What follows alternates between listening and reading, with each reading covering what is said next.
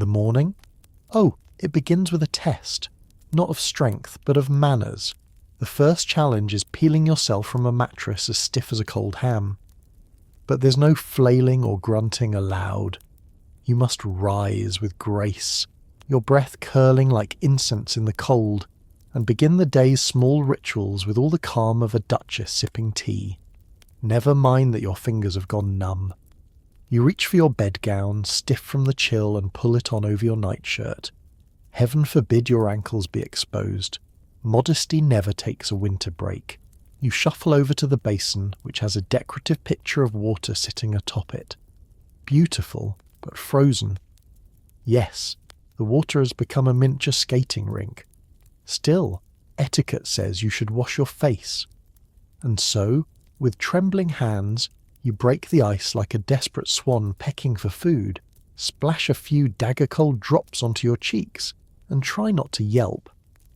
Behind you, someone knocks lightly, probably your maid, carrying in a lukewarm cup of tea and a cloth warmed slightly by the kitchen hearth. She doesn't speak. It wouldn't be proper at this hour. Besides, her breath fogs the air between you like a secret. And you both know you're not to mention the cold. You sit at your little writing desk, glancing at the frost-rimed windows. Outside, it's all chimney smoke and grey slush. Inside, there's the ticking of the clock and the quiet hum of endurance. You begin your morning letter, yes, with your gloves still on. The ink freezes if you dawdle. So you write quickly, the nib scratching on the paper like a tiny desperate creature clawing at escape. Your thoughts stray to the parlour downstairs, still dark and frigid. You'll be allowed there soon, but not yet. Not before the fires are lit and the seats arranged according to invisible rules. You're not the master or mistress of the house, after all. You're young. That means you wait your turn for the fire, the porridge, even for your boots to be warmed. You remember last year's mistake when you wore damp boots straight from the floor and spent the afternoon sneezing. Not from illness, but from shame. No one says a word when you sneeze at the breakfast table, but the silence is withering. There's a hierarchy of warmth in this house, and you, dear listener, are squarely in the lower ranks, but chin up. You are allowed to warm your hands at the hallway gas sconce if you're quick, and if no one sees you, that's something. And now, the bell. Breakfast is ready. You take one last glance in the mirror, seeing your reflection shiver back at you. But remember, posture is everything. A bent spine invites gossip, a firm chin and good gloves hide many sins, including the fact that you haven't bathed in 3 days because frankly the water's been solid as granite. All right, before you get too cozy, go ahead and smash that like button and subscribe, but only if your heart says yes. And tell me, where are you listening from, and what time is it over there? Dim the lights, get that fan going for some background vibes, and let's chill into tonight's little adventure. The descent to breakfast is a daily pilgrimage.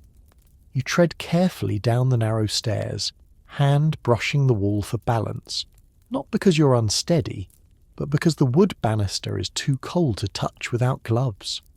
Below, the air thickens with the smell of coal smoke and boiled oats. It's not unpleasant exactly, just heavy. A reminder that warmth, like everything else here, must be earned. In the dining room, the windows are crusted with frost, filtering in a pale light that makes everything look like it's been dipped in chalk. Your older cousin sits nearest the fireplace naturally. He's the eldest male and therefore closest to the heat.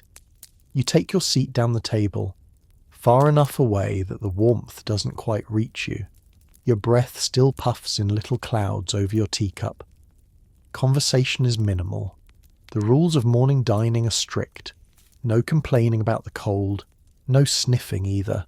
It's considered vulgar. If your nose is running, you handle it discreetly with a lace handkerchief and a strategically timed turn of the head. Your aunt once said that a true lady can survive a blizzard with nothing but poison linen. A servant enters with the porridge, lukewarm as always. He tries to suppress a cough, but you notice. Everyone does.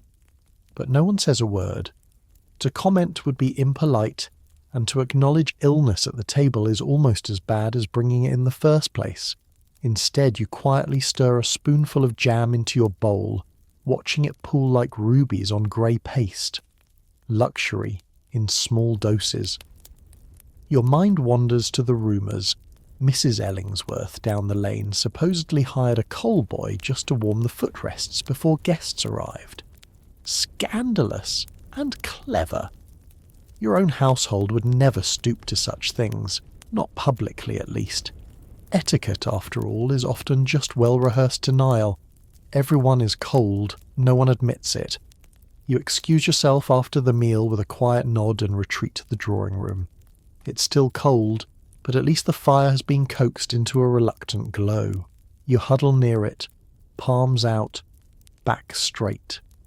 You think longingly of the infamous Lady Moulton, who, according to family gossip, once wore a rabbit-lined petticoat so thick she fainted at church. Everyone whispered about her decorum, but secretly they admired her ingenuity. A knock at the front door breaks your thoughts. It's the milk delivery boy, cheeks chapped red, eyes watery. The butler takes the delivery with tongs, not because of germs, though those are feared, but because touching wet bottles in this weather can peel the skin from your fingers. The boy bows, then disappears into the fog. You linger by the fire a moment longer, then rise to fetch your writing portfolio. You've letters to send, and every envelope must be perfectly creased, each corner aligned. Sloppiness implies disorder, and disorder suggests decline. And in a winter like this, decline is closer than it seems. The cold has its own manners, slow, creeping, invisible. It peels paint from walls, saps ink from pens, and if you're not careful, it peels away civility too, but not you. You tuck your scarf tighter, adjust your posture, and walk out of the room as though your knees aren't knocking together under 3 layers of wool. You have a long day ahead, layers to maintain, expressions to compose, and above all, the rules of winter etiquette to follow. Because in the Victorian world, surviving the cold wasn't just about firewood. It was about never letting anyone see you shiver. You descend the stairs again a few hours later, this time with your gloves properly buttoned and a well-practised air of indifference to the cold. The household has warmed by a degree or two.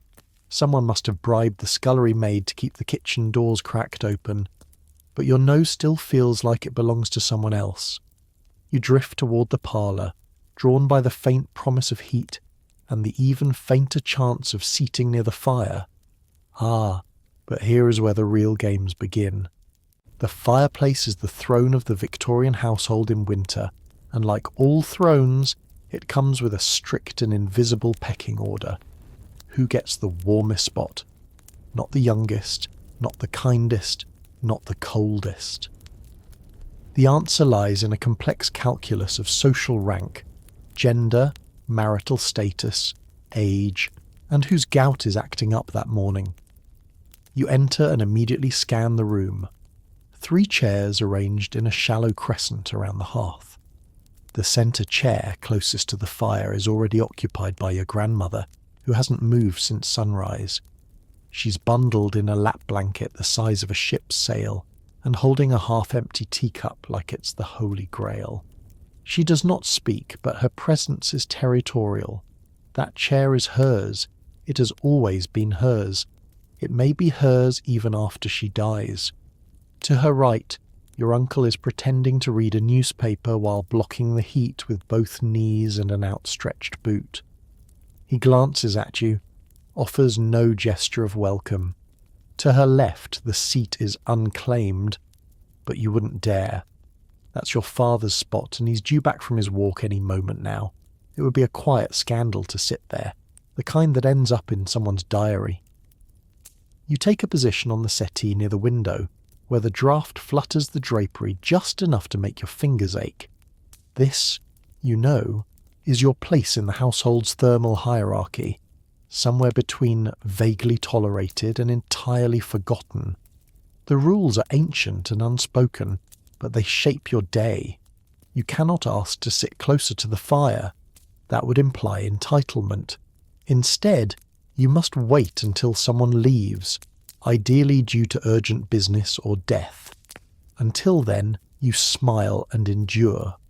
You make small talk about the weather as if it weren't trying to kill you, and you tuck your toes under your skirt to stop the tingling. The hearth itself is a living thing. Its warmth is not democratic. It radiates unevenly, whimsically, playing favourites. You watch a log shift in the grate, sending a shower of sparks up the flue, and feel an almost religious jealousy toward the family cat who's been granted a spot right on the hearthrug. She stretches luxuriously, tail twitching, and you swear she smirks. There was a tale once, perhaps apocryphal, of a visiting gentleman who, misunderstanding the seating order, plopped himself in the grandmother's chair. He was never invited back. In fact, the next Christmas, someone mailed him a hand-stitched cushion that read, "Know your place." It's a joke, of course, but it's not funny. Your sister enters, slightly flushed from the cold, and eyes the seating like a chessboard. She chooses the piano stool, brave but distant. You nod in solidarity. There's no use fighting the fire's court. You're not among its favourites. Not yet. You try not to look at the fire too long. It feels like yearning, and yearning is unbecoming. So instead, you study the room. The wallpaper, once a cheerful floral, is dulled to a sort of winter beige. A brass coal scuttle sits beside the hearth, dented from years of use, its black contents dwindling like the family budget. You've heard whispers that coal deliveries are getting more expensive and that your father now keeps the best lumps in a locked cellar bin marked private. Drawing room use only. You wonder what would happen if you brought it up. "Shall I fetch another shovel for the fire, father?" No, that would imply the current fire is lacking, and that's not your place to say. You're not the firekeeper, nor the fire critic. You're a bystander in the thermal politics of this house. If you feel cold, the correct response is to appear interested in the view, or embroidery, or a book you can't quite hold steady because your fingers have gone stiff. The fire crackles. It almost sounds like laughter. Your cousin eventually walks in, stomping snow off his boots and radiating the smug heat of someone who's just come from outside and wants you to ask about it. He says, "Brisk out there," with the casual menace of someone who knows he'll get the footstool. You smile politely and shift your knees aside. He takes his place, flush against the flames, rubbing his hands with performative glee. "They say it might freeze the pipes this week," he adds, a little too cheerfully. "Could make for a dramatic Sunday bath." There's that word again, bath. You exchange glances with your sister. If the pipes do freeze, it means the tin hip baths will be dragged out and filled kettle by kettle from the hearth. A process so long and undignified, it becomes a public act even when done in private. That's for another day, though. Right now, there's only this room, this fire, and the ritual of taking turns pretending not to care where you sit. Your grandmother clears her throat. Everyone freezes. She slowly, meaningfully lowers her teacup to its saucer and stands. Slowly, creaking like an old floorboard. The room watches in reverent silence. She shuffles toward the hallway without a word. The chair is empty. Your father isn't back yet.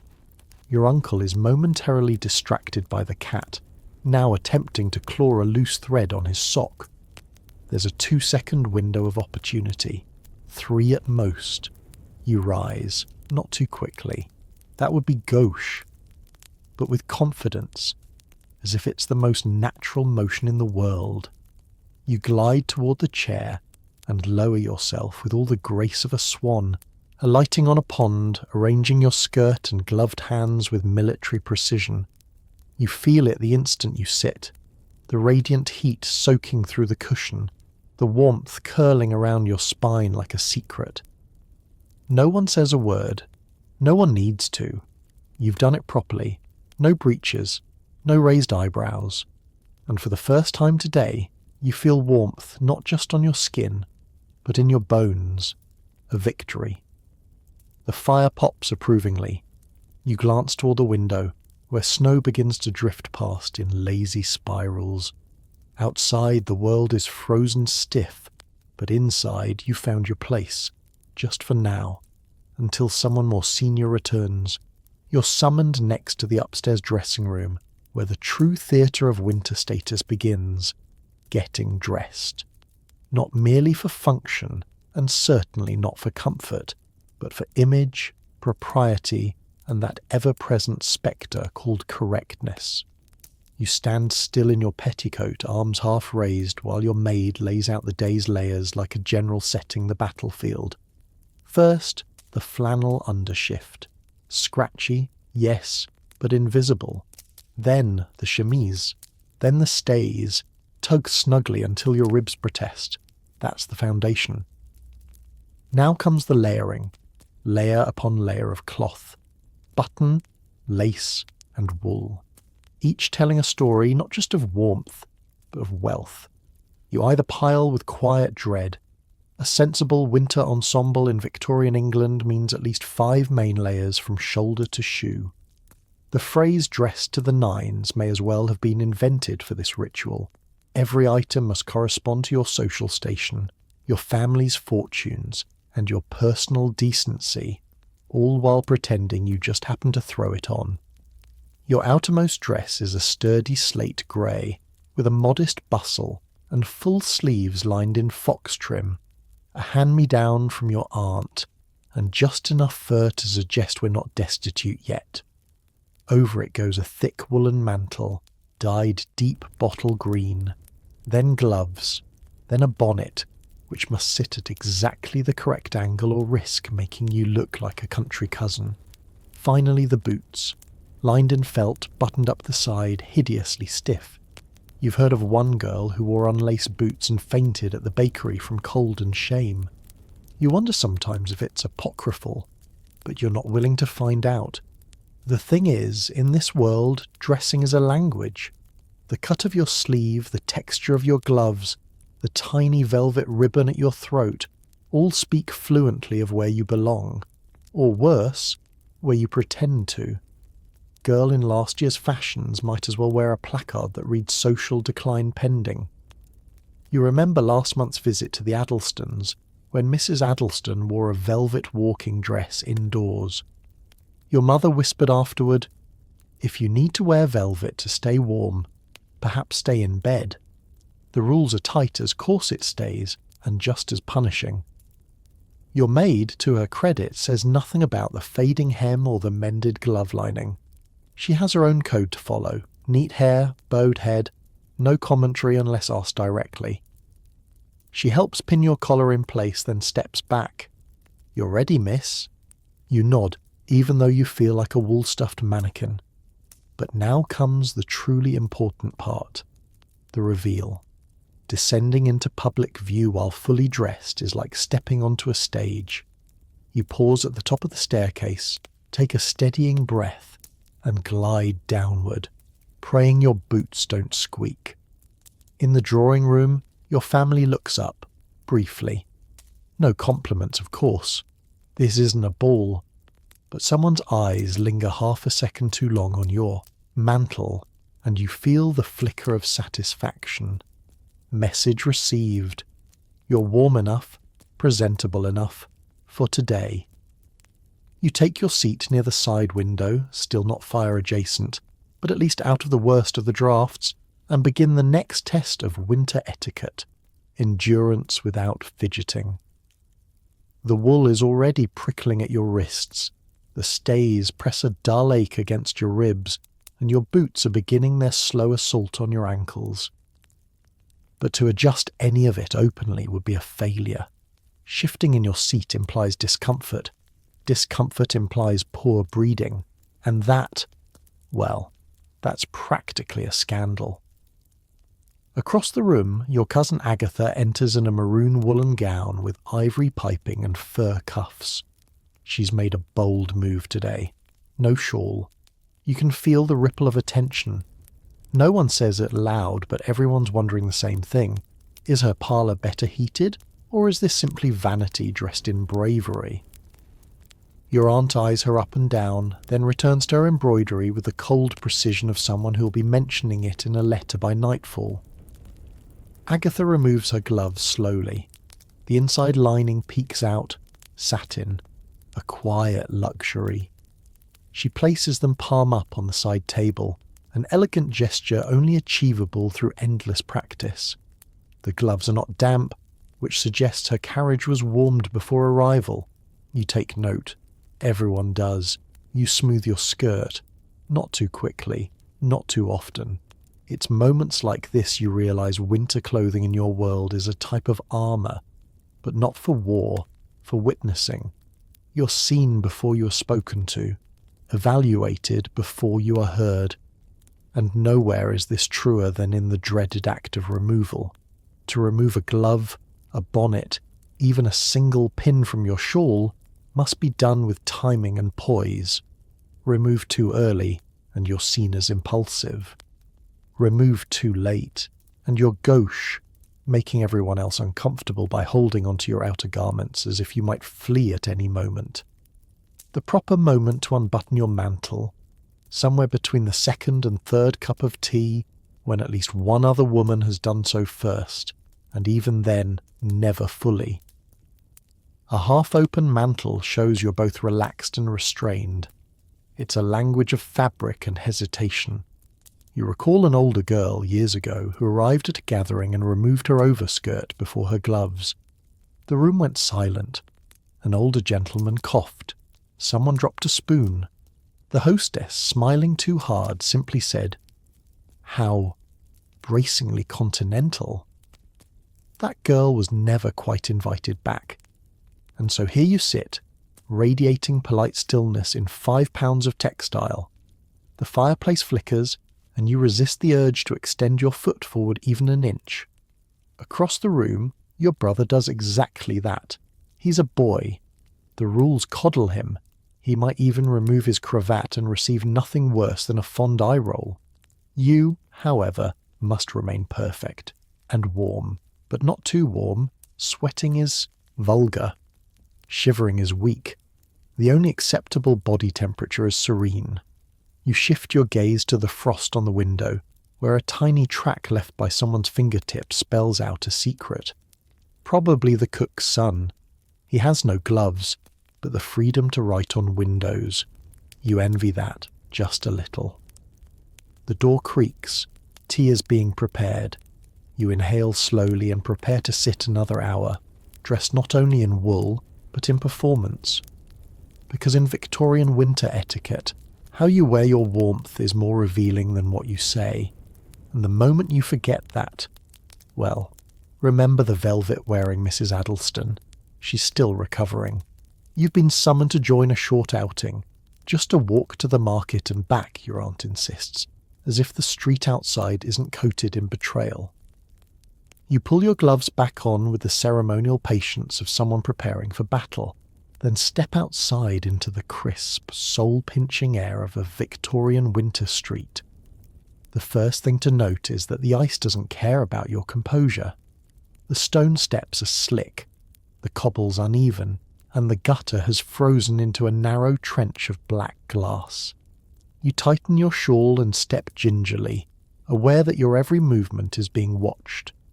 Not by your family, but by the neighbours. From behind lace curtains and slightly open shutters, they peer out with the silent curiosity of people who gauge your worth by how you walk across a frosty pavement. Slipping is not just dangerous, it's undignified. To stumble in public is to invite commentary. Even if no one says anything to your face, you'll hear of it by the following afternoon. Did you hear? The young miss from number 14 nearly toppled into the fishmonger's cart. Poor dear, must be nerves. No one will mention the ice, just your ankles. You recall your cousin Beatrice, who once caught her heel on a loose cobble and fell straight onto her bustle. The bruise lasted a week. The shame, 3 seasons. Her mother still claims she had a fainting spell, but everyone knows the truth. After all, word travels faster than frost. Your own boots click against the stone with deliberate care. You've practiced this pace, the walk that balances grace and grip. Too slow and you look timid. Too fast and you risk a scandalous slip. So you glide, or at least try to, with one hand gently grazing your aunt's arm, as both a show of support and a quiet anchor. Around you, the streets have taken on their winter form. Milkmen crunch through slush with splintered yolks. A sweet boy tips his hat with a smile, revealing cheeks chapped into leather. Horses snort clouds of vapour that linger like ghosts between buildings. Even the lamp-posts seem to shiver in place. Your aunt begins one of her running commentaries. Don't look at that butcher's stall. Too vulgar. Oh, that boy's coat is too short for decent folk. Poor upbringing, no doubt. And that woman, crossing without a chaperone, she clicks her tongue. Brave or brazen? Hard to tell these days. You nod at all the right moments, half listening, but your attention is on the cobblestones. One misstep, and you'll be immortalised in someone else's tea gossip. You've heard the stories. Mrs. Bramble, who cracked her wrist outside the bakery and was henceforth known as Wobbly Bramble. Mr. Davies, who slipped while bowing and tore his trousers. He moved to Bath shortly after. Coincidence? Doubtful. A carriage rumbles by, its wheels kicking up chunks of frozen mud. You step aside just in time to avoid a splash that would have marked you for days.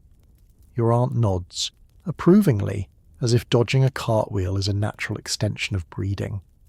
You pass a newsboy hawking headlines with red fingers and frostbitten lips. Freezing fog, river impassable. 2 ladies fell in Limehouse Lane, he crows. Your aunt tuts, not at the news, but at the newsboy's volume. You adjust your scarf and glance upward. The sky is pale pewter, low and unmoving. You feel it pressing down, not oppressively, but with authority, like the season itself is watching to see if you falter. You won't. Not here. Not in full view. The market appears through the mist like a mirage made of bricks, baskets, and breath. Even in winter it pulses with quiet tension. Stalls groan under the weight of root vegetables and salted fish. Baskets of withered apples cluster together like they're conserving heat, and everywhere people move in the slow, layered shuffle of survival. You and your aunt approach the linen vendor first. She greets the stall-keeper with a nod so slight you almost miss it. They exchange no more than a few murmured words, but an entire hierarchy plays out in their silence. Your aunt receives the finer cloth. Better dye, tighter weave. A woman beside you with red-chapped hands and no bonnet is handed coarser stock. She says nothing, but you see her fingers tighten around the fabric. Winter doesn't just strip trees, it strips pride. You trail behind your aunt, gloves tucked and posture perfect, careful to make no eye contact with the coal porter stacking bags nearby. He smells of ash and desperation. Not that you'd ever say so aloud, but your aunt's sudden interest in the dried lavender tells you she's noticed too, and is choosing to notice something else instead. Then comes the real test. A patch of melted snow spans the alley between the vegetable carts and the apothecary. The sun hasn't touched this side of the street in weeks. What lies beneath that slush is unknowable. A puddle? A pit? The collective shame of 1,000 careless steps. Your aunt glides across effortlessly. You, however, hesitate. And just as you lift your foot, a group of boys barrels past, laughing, jostling, and entirely immune to the unspoken rules. One of them kicks up a fan of slush that lands in a perfect arc on your hem. You freeze, literally and socially. It's not a large splash, just enough to darken the wool, leave a faint crescent of grime along the trim, but you know, it will be seen. The rules of winter etiquette say nothing about forgiveness, but everything about observation. Your aunt turns, her expression unreadable. She says nothing, but her eyes flick to your skirt and then to the boys, whose laughter is already echoing away. You murmur an apology for stepping too close to the curb. She nods once, curtly, then turns back to her shopping. The incident is over, but not forgotten. You spend the next few minutes wondering whether the stain will dry invisibly, or if someone at home will offer you the dreaded phrase, "No matter, it's only winter." That's the code for, it's your fault for not being careful. On your way back, you pass two ladies you vaguely recognise from church. They look impeccable. Lace collars starched to defy the fog, boots polished like obsidian. They nod at your aunt and glance at you. One of them lingers just a half-second too long on your skirt. You manage a smile, tilt your chin upward, pretend you don't feel the cold dampness against your shin. As you near home, the wind shifts, picking up old snow from rooftops and flinging it across your path like powdered judgment. You and your aunt step inside the front door, shake off the cold in silence. She hands her bonnet to the maid, then turns to you. "Next time," she says softly, "choose the right-hand side of the lane." That's it. No reprimand, no sigh, no lecture. But you hear it all. Because winter in Victorian society isn't just about frostbite and coal. It's about knowing where to walk, when to speak, and how to wear a ruined hem like it never happened. Back inside, you retreat to the breakfast room, a misnomer since no one actually eats there past 9 o'clock. But the fire still smoulders faintly, and you're allowed to sit there during mid-morning hours as long as you don't make noise, mess, or, heaven forbid, heat a kettle uninvited. You perch on the bench furthest from the window, letting your skirts dry under layers of social restraint and residual coal heat. The air smells faintly of yesterday's kippers, today's coal smoke, and the lingering invisible ghost of someone else's cologne. You peel off your gloves with quiet precision, noticing the stain on your skirt has already turned a dull crust at the hem. You resist the urge to brush it, and then you see it, your breath, still, inside the house. In summer, you take for granted that rooms hold warmth, but in winter, each chamber has its own climate, its own weak grasp on comfort. This room in particular, facing northeast with a stubborn draught along the skirting board, was never meant to be warm. Its job is to appear warm. The wallpaper, the heavy curtains, the brass trim on the fireplace, all designed to imply coziness, not deliver it. You sit stiffly, aware that others may enter at any moment. You must look composed, engaged in quiet reflection, perhaps while stirring a tepid cup of tea, or leafing through a volume of poetry without losing your place due to trembling fingers. The housemaid arrives with a tray. She says nothing, but you nod politely, acknowledging her without warmth. That's the rule. Politeness, but never familiarity. The tea is hot, but only just. You sip it carefully, more for the ritual than the relief. Your younger brother bursts into the room, hat askew, cheeks flushed from playing with the gardener's boy. He shakes snow from his coat like a wet dog, utterly immune to decorum. Your mother's voice echoes from the hallway before she even enters. "James, no snow inside the house." He freezes mid-shake. You watch with interest. Boys are allowed their moments of chaos, but only just. Your mother enters, swathed in a dressing gown and half-laced corset, clearly not yet prepared to see guests. Her cheeks are pink from the fire, or perhaps irritation, and her tone shifts the moment she sees you already seated, composed, and very nearly proper. "Good. You're here," she says. "We'll be receiving Mrs. Copeland shortly. Sit straighter and cover that spot on your hem." Ah, yes, the stain, still watching you. You reposition your shawl discreetly, just enough to hide the mark.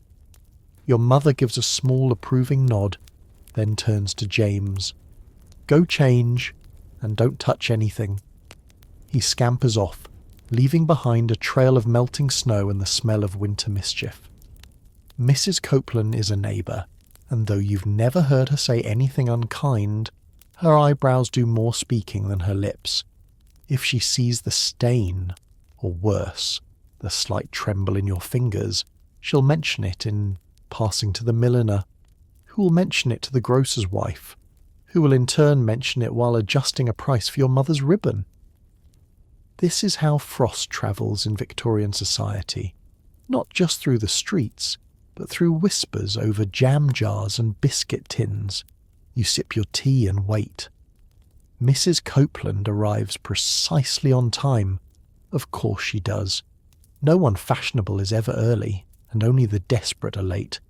You rise as she enters, curtsying just slightly, not too low, or she might think you're overly eager, not high and casual either, lest you seem dismissive. Just the right amount of politeness with precisely the right degree of spine.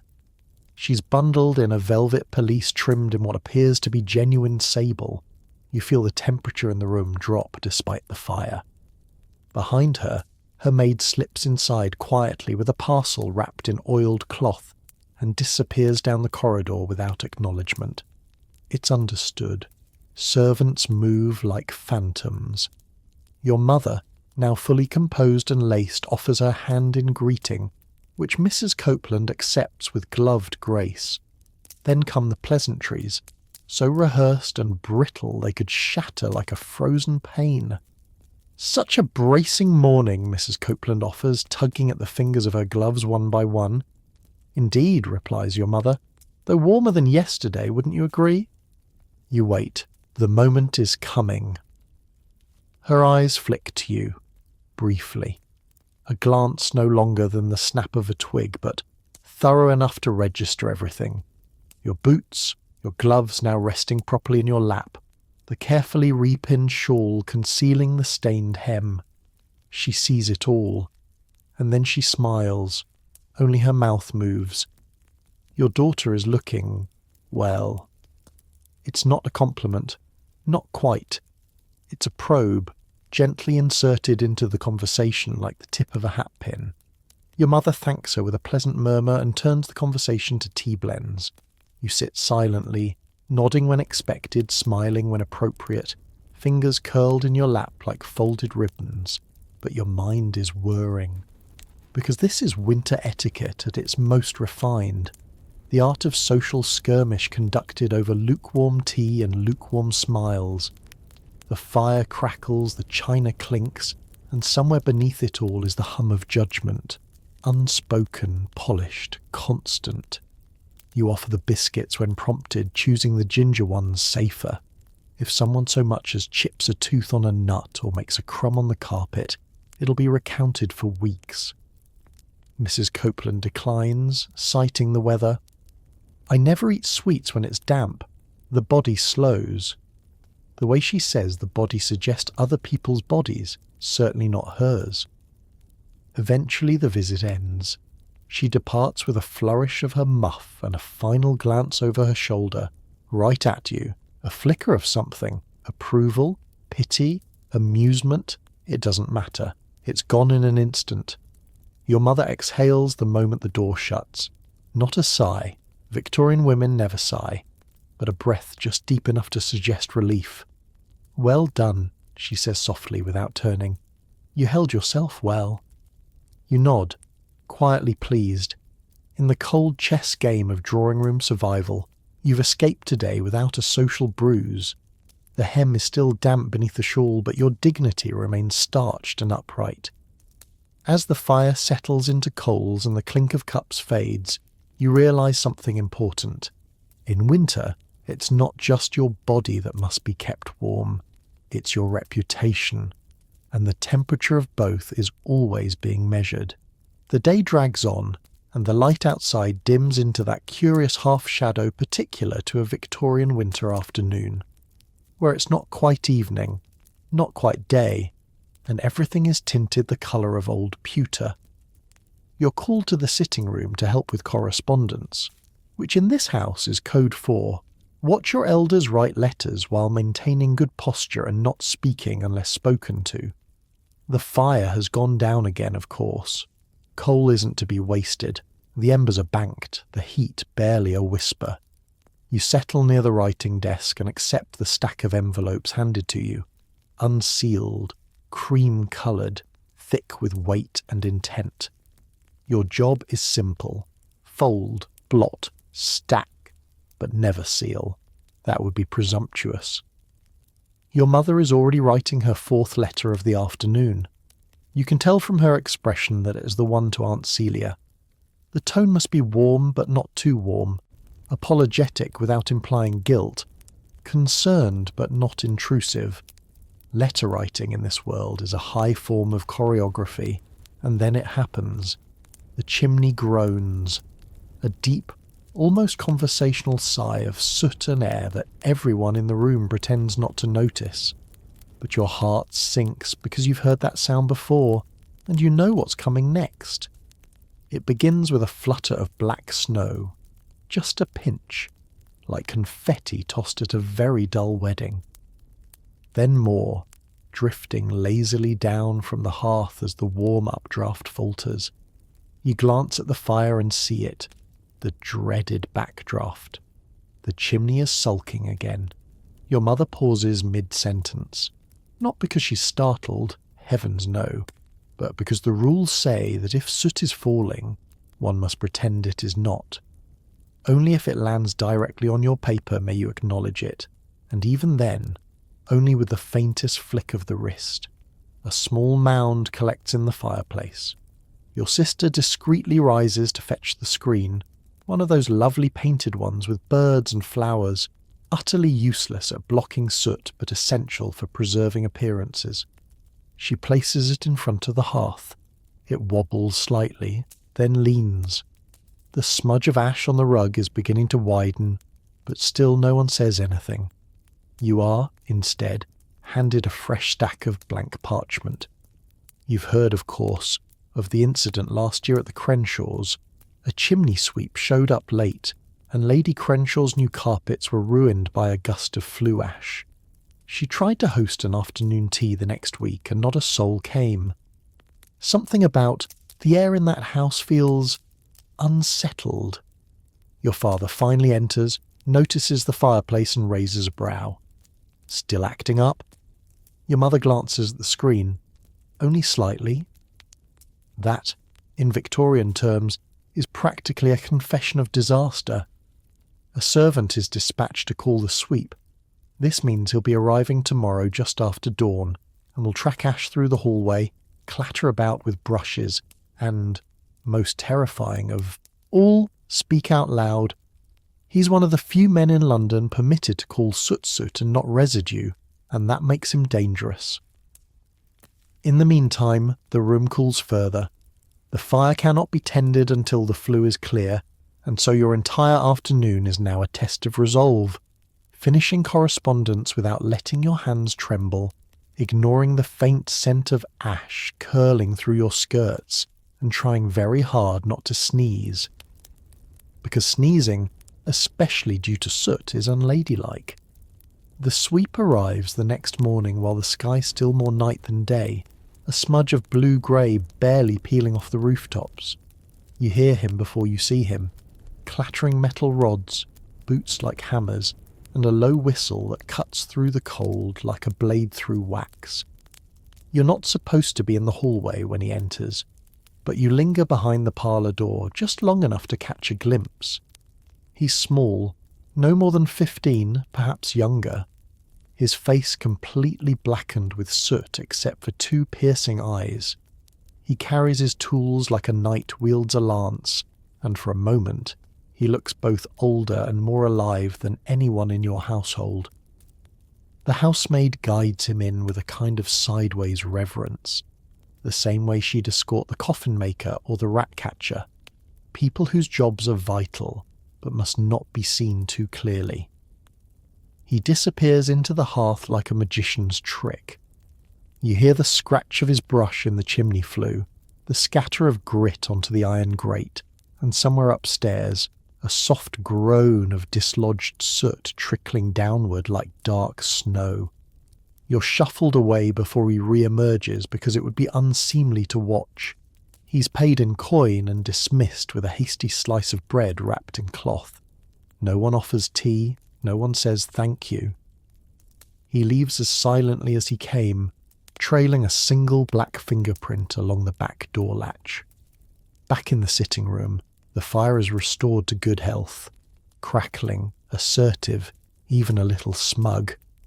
But now the etiquette shifts again.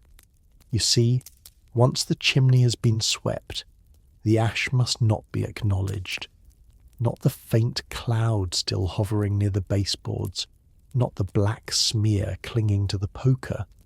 Cleanliness must be assumed.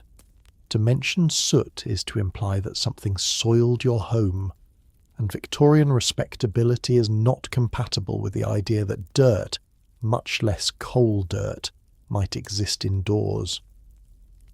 This unwritten rule leads to curious behaviours. Your aunt once spilled ash across the parlour carpet during a particularly enthusiastic bout of fire tending. Rather than fetch the maid, she covered it with a large fern until evening. When the fern was removed, the stain remained, but so did the silence. It's still there, faint and shadowed, like a memory no one will claim. In your own home, the soot is handled wordlessly. A folded cloth appears, a small broom is employed. No one speaks. The maid coughs into her sleeve, an innocent cough, but one that risks crossing into vulgarity.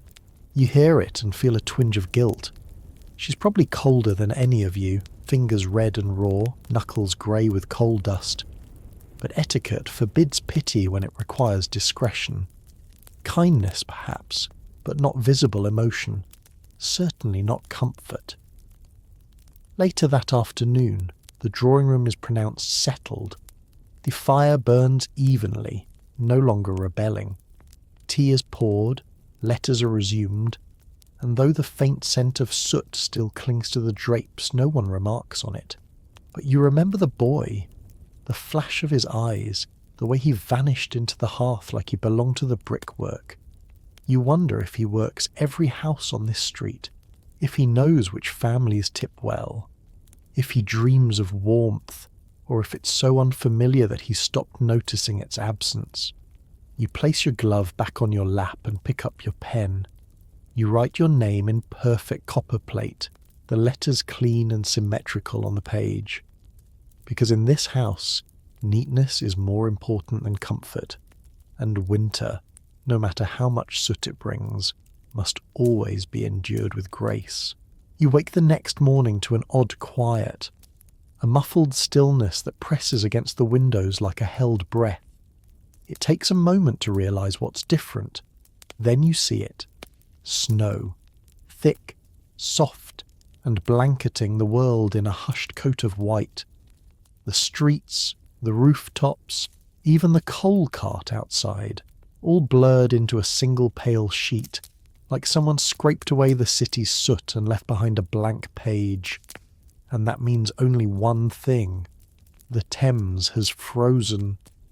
You hear the news from your cousin, who bursts into the breakfast room half-laced, half-dressed, and wholly improper. They're building booths on the ice already, he grins, crumbs flying from his mouth. Father says we may go before noon. Your mother looks up from her paper, raising a sceptical brow. If the frost holds, she replies, as if the river's freeze were an unreliable but charming suitor. But inside, everyone's already buzzing.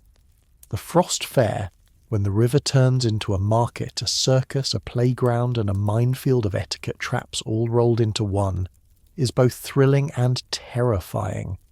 It's a once-in-a-generation spectacle, and everyone who's anyone will be there.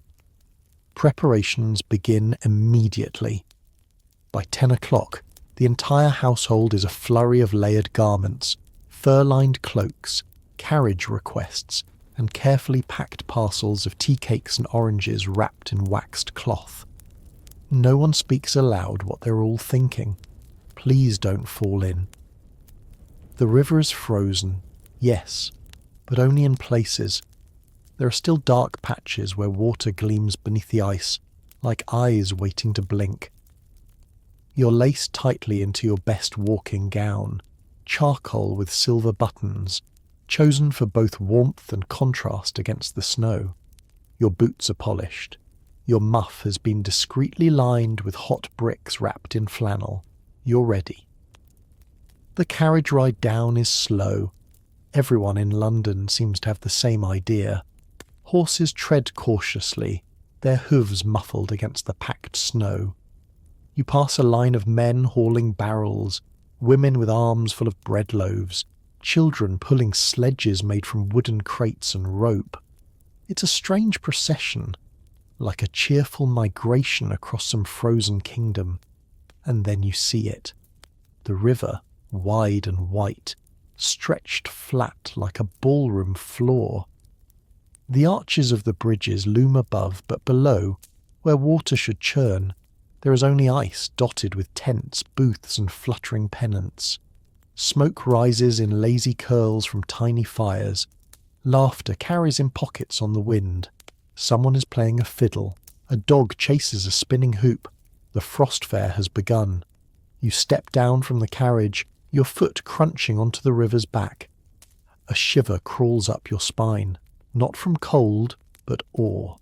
This is the Thames, and yet not. Solid, but fragile. A miracle of cold weather and collective denial. Because everyone knows the ice might not hold, but today it will. You link arms with your sister and begin walking. At once you're surrounded by movement. Ladies in heavy capes and flounced skirts, gentlemen in tall hats trying to appear nonchalant on the slippery surface, vendors shouting above the din. Someone is selling roasted chestnuts. Someone else is offering tiny ink sketches of your likeness. Drawn on the Thames, they call. Your sister stops to buy a blue ribbon that's been frozen stiff on its spool. Proof I was here, she says. You nod. Proof, and also protection. Because surviving a frost fair is as much about being seen as it is about staying dry. The deeper you wander onto the frozen Thames, the stranger the world becomes.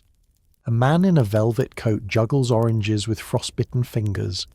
Nearby, a barber is offering shaves on the ice beneath a hand-painted sign. His customer sitting atop an upturned barrel, a sheet wrapped loosely around his shoulders as though he weren't trembling from head to toe. Children race about, their laughter mingling with the crackle of firewood and the rhythmic thump of skates on ice. Somewhere to your left, someone's brought a printing press and is stamping souvenir cards with bold black letters. Bought on the Thames, January 14th, 1855. You wonder how many of these people actually feel their fingers anymore. Your sister pulls you toward a vendor hawking sugared almonds, and you both share a small bag between you, crunching them slowly as your breath fogs the air. The sweetness is sharp against the cold. A woman in green nearly collides with you, her feet skittering briefly, but she catches herself with a laugh and a graceful pivot, regaining her posture just in time to preserve her reputation. That's the trick, isn't it? No matter how slippery the surface, you must always appear in control. You recall Lady Wiltham's infamous tumble at the last frost fair, when her hoop skirt flipped like a bell and revealed both ankles, and her scandalously undecorated petticoats. The incident was the talk of the season. She left for Bath for her health, and returned with a new wardrobe and a conveniently rebranded memory. The same rules apply here. If you stumble, make it seem like a dance. If you fall, rise laughing, gracefully. And if your foot plunges through a thin patch of ice, do your best to pretend the water in your boot is merely refreshing. Your own steps remain steady for now, but the air is sharp against your cheeks, and the surface beneath your feet shifts ever so slightly. You feel it. Not movement exactly, but a kind of flex, like the river is breathing below you. It reminds you that the frost is not your friend. It is a visitor just like you, and not one to overstay its welcome. You pass a booth lined with charms, pressed tin hearts, copper thimbles, miniature shoes, and notice an elderly woman hunched behind it, her shawl damp with melting snow. She eyes you carefully. "Something to keep you steady?" she asks, her voice a mix of smoke and old secrets. You smile, politely, and decline, but your sister lingers. She fingers a silver coin charm shaped like a boot sole and presses it into her palm. "For luck," she says. You don't mock her. You're beginning to feel the truth in her instinct. Ahead, your mother and aunt wave from a striped tent, already seated at a makeshift table with steaming cups of tea. You join them, grateful for the momentary shelter, and sit as elegantly as your half-frozen skirt will allow. The tea is too hot. It scalds your tongue, but you welcome it. Inside the tent, the rules return. Back straight. Gloves on unless drinking. Napkin in lap, not on knee. Even here, atop a frozen river, the choreography continues. A loud crack echoes from somewhere far behind you. Everyone freezes. Not the river, just the people. Conversations pause, laughter dies down. You all wait, breath held. Then a gull shrieks overhead, and someone coughs. A new tune starts on the fiddle. The moment passes. But the chill that runs down your spine has little to do with the temperature. You sip your tea and glance around. No one mentions the sound. To speak of danger is to invite it, because the frost fair may be festive, but beneath your feet the river waits, and every good Victorian knows it's rude to outstay a miracle. You return from the frost fair in the early afternoon, cheeks flushed and boots soaked through. The walk from the carriage to the house is short, but the cold has found the seam between your glove and your sleeve, and it sinks its teeth in. You keep your spine straight, of course. The front step is no place for grimacing. Once inside, you peel off your outer garments in layers. Shawl, mantle, muff, overskirt. Everything damp, everything faintly stained with smoke or sugar. The maid takes your boots with a faint wince. One sole has started to come loose. She says nothing, but you know she's already thinking about how to dry them without cracking the leather. Your fingers are raw. Your jaw aches from forced smiles, and your gloves... Oh, your gloves are ruined. The stitching has pulled loose at the base of the thumb. You hold them up to the light, inspecting the damage with a mixture of dread and resignation. Because gloves, in Victorian winter society, are more than garments. They are statements, and yours are frayed. Gloves are a curious language. In public, they are armour. You wear them to shake hands, to open letters, to sit in a pew or sip tea or offer an elbow. They are the constant barrier between skin and scandal. A hand bare in the wrong context can imply desperation, illness, or, worse, forwardness. A gloveless hand on a gentleman's sleeve can tarnish a reputation quicker than a whispered rumour. You remember your mother's words. Only two types of women go without gloves in winter, peasants and fools, and you are neither. This is why your gloves matter. Why the split seam feels like a split in your facade. Still, you can't dwell. The drawing room awaits. You pull on an older pair, black kid leather slightly creased, and descend the stairs with practised grace. Your sister joins you near the hearth, where a meagre fire glows behind the screen. She removes her gloves slowly, finger by finger, as though she were peeling back a secret. She places them neatly on the arm of the chair, palms down, fingers aligned. You match her, motion for motion. These little rituals are what hold the hour together. A moment later, your brother barges in from the garden, snowflakes melting across his coat, hands entirely bare. He flings his gloves onto the side table with all the subtlety of a cannonball. Your mother's head snaps around. "James," she says, "how many times must I remind you? Gloves are not to be tossed." He grins, oblivious, and bounds upstairs. You exchange a glance with your sister. Boys can afford such offences. Their futures are padded with expectation, not weighed with scrutiny. But for you, every gesture is measured. You recall a story passed down from your grandmother about a young lady at a winter recital who dropped one glove in the foyer and returned 5 minutes later to find it pinched by the minister's wife. The lady was branded careless, or perhaps flirtatious. The truth didn't matter, only the impression. You flex your fingers in the kid leather, letting them rest lightly on your lap. The gloves are warm now, shaped to you. But the reminder lingers. Winter etiquette isn't just about being cold. It's about who's allowed to show it, and who must hide it beneath soft, well-seamed leather. Evening settles with its usual quiet authority, draping the parlour in a veil of lamplight and long shadows.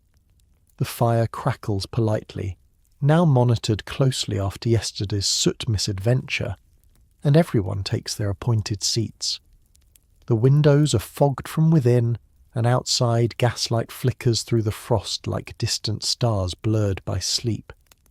This is the hour for polite company, for reading aloud, for the kind of idle conversation that masks 100 layers of observation. But more than that, this is the hour of the ungloved hand. Not entirely bare, of course. You'd never sit with uncovered fingers unless in the most intimate of settings. But here, in the safe confines of family and trusted friends, gloves are allowed to be loosened, removed even, gently, slowly. One finger at a time, never all at once, always with a purpose. You unfasten yours with deliberate care, thumb first, then forefinger, always in order. You place them, palms down, on the table beside your tea. If someone saw you now, your hands clean, your nails rounded but modest, your skin pale from the winter sun, it would say exactly what you needed it to say. She is well kept, well trained, and worthy of consideration. Because gloves are more than a barrier against the cold. They're a filter between self and society. A young woman's gloved hand says, "I know the rules." An ungloved hand says, "I trust you." And sometimes, just sometimes, it says something even more dangerous. There's a memory that rises with the steam of your tea. A few winters ago, during an impromptu gathering after church, you'd been seated beside a young gentleman from Cambridge. He was clever, too clever, probably. And while everyone discussed poetry and railway expansion, he leaned in slightly, looked at your gloves and said, "Do you ever take those off, or are you always on duty?" You remember laughing. You remember unfastening one glove, just the one, slowly. And you remember the look on his face, amused, surprised, slightly alarmed. You hadn't touched him. You hadn't said anything improper. But the message had been clear enough. You still think about that moment sometimes, especially now, as you sit in a room full of firelight and formalities, where even a cough must be stifled in a handkerchief embroidered with initials. Your sister, across from you, is darning a glove. Not hers, of course. She claims her stitching isn't fine enough. These belong to the vicar's daughter, sent over discreetly in a bundle of mending. The seam had frayed at the wrist, a scandalous little tear, probably from hurried removal, or worse, careless affection. Your sister doesn't comment, but she threads the needle with a kind of solemn pride. Outside you hear the distant clang of a horse-drawn delivery cart on icy cobbles. The sound reminds you that the world beyond the windows is still sharp, still frozen, still watching. The gloves will go back on before anyone leaves the house, the moment you stand, in fact, even if it's only to pass through the hall, because ungloved hands belong to moments, private ones, quiet ones. And in a world of constant performance, they are your most subtle form of rebellion. You flex your fingers once, feeling the air against your skin. Then you slip the gloves back on, soft, practiced, smooth. No one notices, but someone always does. The morning after, the frost fair has left behind a different kind of chill, not in your bones, but in your obligations. Your mother hands you a thin stack of visiting cards over breakfast. "We must call on the Marshams this afternoon," she says, as though you'd volunteered. "And the Fletchers, if the weather holds. They've installed a new carriage canopy. It would be rude not to notice." You nod, dutiful but hollow. Winter visits are the most grueling of all social rituals, calling on neighbours when the roads are iced, when the wind cuts through 4 layers of wool, and when the tea is almost always lukewarm and served in cups too delicate for trembling hands. It's a performance wrapped in frost. But you prepare. The rules are precise. Gloves on, cloak buttoned, bonnet tied tight. Calling cards slipped into your muff where they won't curl from moisture or lose their edge. You ride in the carriage with your sister, neither of you speaking much. There's nothing to say. You both know how this will go. The first stop, the Marshams. Their street is lined with frozen gutter channels that gleam like silver knives. The front step has been dusted with sawdust, which crunches underfoot. A servant opens the door precisely 12 seconds after the bell is pulled. Quick enough to imply readiness, but not so fast as to seem idle. You enter into a hall so cold your breath bounces off the wallpaper.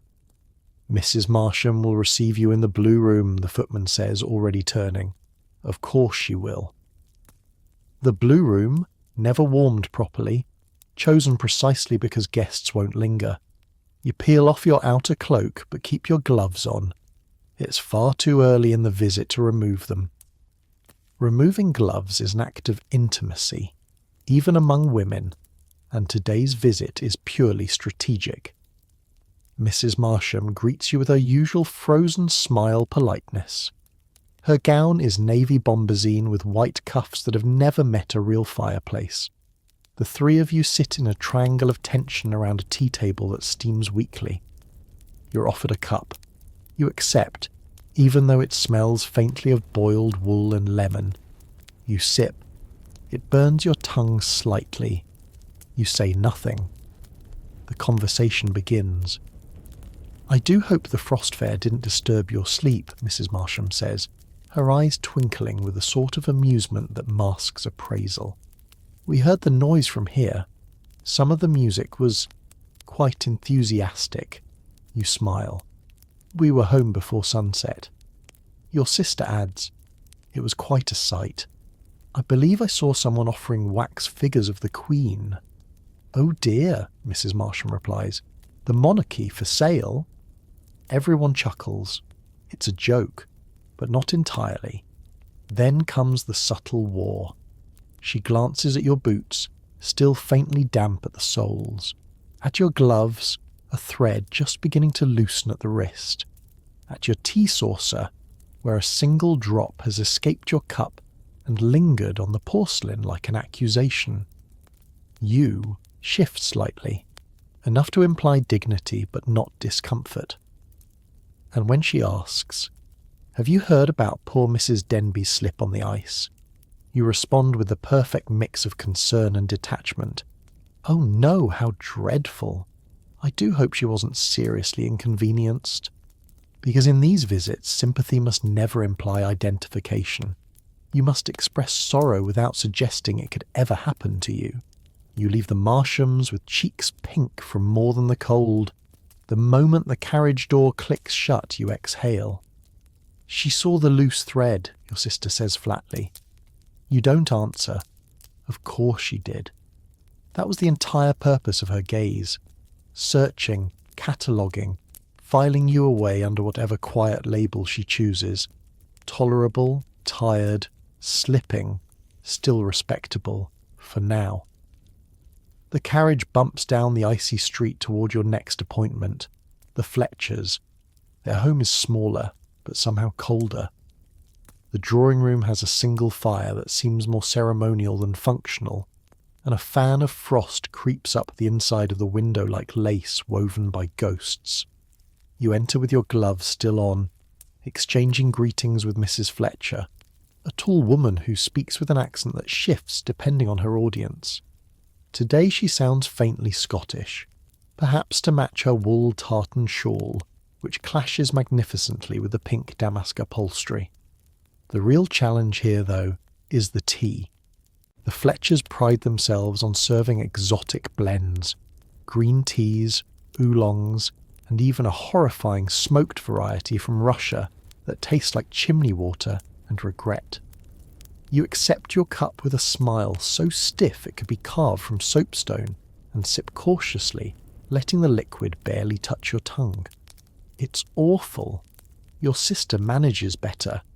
She compliments the flavour, somehow keeping a straight face. You make a vague sound of agreement, the sort that could be interpreted as delight or mild indigestion. Then the topic shifts to fashion, dangerous territory. Mrs. Fletcher gestures toward your sister's gloves. Those are charming. Did you have them dyed locally? You glance sideways. This is a test. Actually, your sister replies, they were a gift from our cousin in Bath. The dye is softer there. Mrs. Fletcher nods slowly. Of course. So many colours look garish in this light. You want to laugh, but you don't. No one in this room would survive an actual compliment. Every sentence is a riddle, a deflection, a folded napkin hiding a sharp fork. The visit draws to a close with the ritual of calling card exchange. Your mother always said, a calling card is not an invitation, it's a performance. It says, I was here, I noticed you, and I require nothing in return except acknowledgement. You place yours with care on the silver tray, angled, never stacked, name side up, no smudges. And now comes the final layer of etiquette, the exit. You stand, rewrap your scarf and retrieve your gloves. But here's the trick. Gloves must be redonned after you've reached the hall but before you touch the door. Timing is everything. To pull them on too soon looks eager, too late, and you appear unpracticed. You aim for that perfect moment, between the maid's bow and the latch's click, and slide your hand back into its kid leather shell like you've done it 1,000 times. Because you have. The door opens. The wind stings your face. The world outside is still white, still watching. Inside the carriage again, your sister finally speaks. She mentioned my gloves on purpose. You nod, and you passed. She looks relieved. So did you. You both sit in silence for a moment, watching the fog gather on the window, the silhouettes of chimney pots flickering past like crooked teeth. Calling in winter isn't about conversation. It's about surviving the scrutiny without ever letting anyone see you sweat, or worse, shiver. The evening draws near, and so does the coughing. It begins quietly, just a single, muffled sound from somewhere upstairs. Then another from the maid as she returns from the laundry with flushed cheeks and a sheen of damp across her brow. You glance at your sister, but she avoids your gaze. Everyone hears it. No one comments. Because in a Victorian household, illness must be handled delicately. A loud cough is not merely a sign of chill, it's a disruption, a threat to the calm choreography of the home. And in winter, when the air is thick with coal smoke and breath curls visibly indoors, illness is inevitable. But admitting it, that's another matter entirely. You retire to the sitting room, where the fire is cracking politely and the air smells faintly of lemon oil and starch. Your aunt sits with a shawl around her shoulders and a small square of linen at her lips. The damp, that's all, she says, though no one asked. A bit of dust in the curtains. She says this every winter. The etiquette surrounding sickness is intricate and exhausting. To acknowledge your own cold is attention-seeking. To acknowledge someone else's is presumptuous. You must walk the line between compassion and intrusion, between concern and impropriety. Your mother, for instance, has perfected the art of winter nursing. Not through medicine, heavens no, but through ritual. Camphor rubbed discreetly into the bedsheets, eucalyptus tucked into folded handkerchiefs, teaspoons of honey delivered without comment to anyone who clears their throat twice in 1 hour. But never, ever spoken aloud. Once your cousin's governess had the audacity to declare she had influenza. Not a chill, not a fatigue, but influenza. She was dismissed within the week. "It's not that she was ill," your aunt had whispered. "It's that she said so." You clear your own throat softly, then feel a wave of guilt. 3 clears in under a minute is suspicious. You sip tea, though it's gone cold, just to give your hand something to do. Across the room, your grandmother dozes in a chair, her breath wheezing slightly through her lips. No one wakes her. If she's ill, it's simply part of the season. She has survived 6 London winters, 3 waves of bronchitis, and at least 1 maid who swore the house was cursed with draught ghosts. She'll survive this too. The sound of coughing returns, this time from the scullery.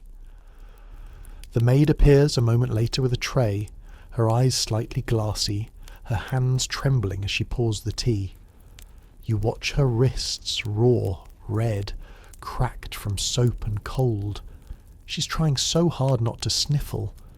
The tray rattles ever so slightly as she sets it down. No one says a word. You wonder if she has family, if she sends letters home, if they know that when you're sick in service you work twice as hard to appear half as ill. There's no protocol for a coughing maid, not one that involves rest, only replacement. Your sister slips a folded handkerchief onto the tray before the maid turns. It's monogrammed, soft, still warm. The maid pauses. She doesn't speak, just lowers her eyes, takes the tray and leaves. That night, when you dress for bed in the freezing upstairs chamber, you pause at your basin. You cough, once, twice. The mirror fogs from your breath, and you say nothing. You lie in bed, wrapped in layers of flannel wool, and one slightly questionable hot brick bundled in an old tea towel at your feet. The window rattles as the wind sighs down the alley. Somewhere in the dark a coal wagon creaks past, its driver shouting into the void like a ghost calling home. And still, more coughing, this time from the room next door. You know the sound. It's your sister. Short, dry bursts, not yet serious but rhythmic, predictable. She too says nothing. You remember a winter 3 years ago, when your cousin Mary took to bed for 6 days with what everyone pretended was exhaustion. The doctor was summoned, but not during daylight hours. He arrived at 10 in the evening and left through the scullery entrance. His bill was folded into a tin and never spoken of again. Mary recovered. Mostly. She's pale even in summer now. The rules of sickness are not about medicine. They are about narrative. You can be tired, but not ill. Resting, but never bedridden. If you must faint, do it in church, never at home, and never near a gentleman. That's how reputations fade, not in scandal, but in sniffles. A knock at your door, soft, hesitant. You rise, draped in a shawl, and crack it open. It's your sister, bundled in a blanket. Her cheeks flushed, a glimmer of desperation in her eyes. "I'm cold," she says quietly. You don't ask why she didn't ring for the maid. You already know. To call attention to oneself is to invite judgment. But between sisters there's a truce. You let her in, usher her toward your bed, and together you build a cocoon of warmth and silence. The hot brick is shifted between you. You both pretend it still has heat left. She coughs again, muffled into your sleeve. "I won't tell," you whisper. She nods. "Neither will I." This too is winter etiquette, the quiet pact of shared discomfort, masked beneath quilts and civility. You each know what's expected in the morning. Bright eyes, steady steps, no visible fatigue. If either of you falters, the other will smooth the truth like starch across a collar. The next day she rises early, dresses well, and descends the stairs with her usual elegance. You follow. The drawing room is bright, falsely so. Everyone is present. No one mentions the circles beneath her eyes. But your mother passes her a cup of tea without asking, and your aunt insists the windows be shut, just for today. The maid, her cough now more persistent, is nowhere to be seen. You do not ask. Because the rules are clear. To care is allowed. To show it. That's the risk. Compassion is private. Kindness, whispered. Illness, above all, must never disturb the drawing room. You resume your embroidery. The fire pops, and someone changes the subject to the state of the canal. Your sister coughs just once more, and then not again. It's winter, and in this house, everyone is quietly unwell, and everyone is just fine. Downstairs, far from the parlour, beyond the edge of the family's well-tended quiet, the rules shift, but only slightly. You descend to the servants' level rarely, and when you do, it's like slipping behind the scenery of a play. The air is thicker, tinged with steam, coal, and boiled cabbage. The floors are bare, the walls marked from endless passing boots. It's colder here in a different way, no less biting, but somehow more honest. Today, you've been sent to fetch a hemmed garment from the laundry room, a task deemed too minor for a maid and too personal for a footman. You pass through the stone corridor quickly, ears filled with the sounds of scrubbing iron hiss and distant kitchen orders barked just above a whisper. In the scullery, two girls are bent over a pile of damp linens, arms red from the rinse water. Their sleeves are pushed up to the elbow, not proper, but necessary. You offer a nod. They curtsy in response, eyes lowered, cheeks flushed. Not from embarrassment, but from the heat of work and the cold of everything else. You're not expected to linger, but you do, because it's in these underlit corners that winter behaves differently. Here, etiquette doesn't mean which glove you remove first or how loudly you cough. It means not collapsing while lifting the coal scuttle. It means folding sheets with fingers that can't feel the edge. It means never, ever complaining about your boots, even if the soles have split and your stockings are wet by sunrise. You pause at the drying lines strung above the stove where socks, dozens of them, hang like surrender flags. A pair of your own is there, patched at the heel. You hope no one can tell. A young boy hurries past with an armful of firewood. He's no older than 10. His nose runs, but he doesn't stop to wipe it. There's ash on his cheek and something hollow in his eyes. He disappears through a swinging door without a sound. This is what it means to be warm down here. Always in motion, always aware. Stillness is a luxury reserved for those upstairs beside the fire, sipping oversteeped tea and performing discomfort like it's a parlour game. Below stairs, discomfort is the baseline. You find your garment, your half-repaired overskirt, folded neatly beside a bundle of linens. There's a note pinned to it, the handwriting awkward but earnest. Apologies for the singed hem. I have redone the panel.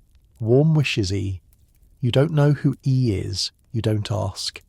You will say nothing, of course, when you wear the skirt again. Nothing about the stitching being just a touch uneven.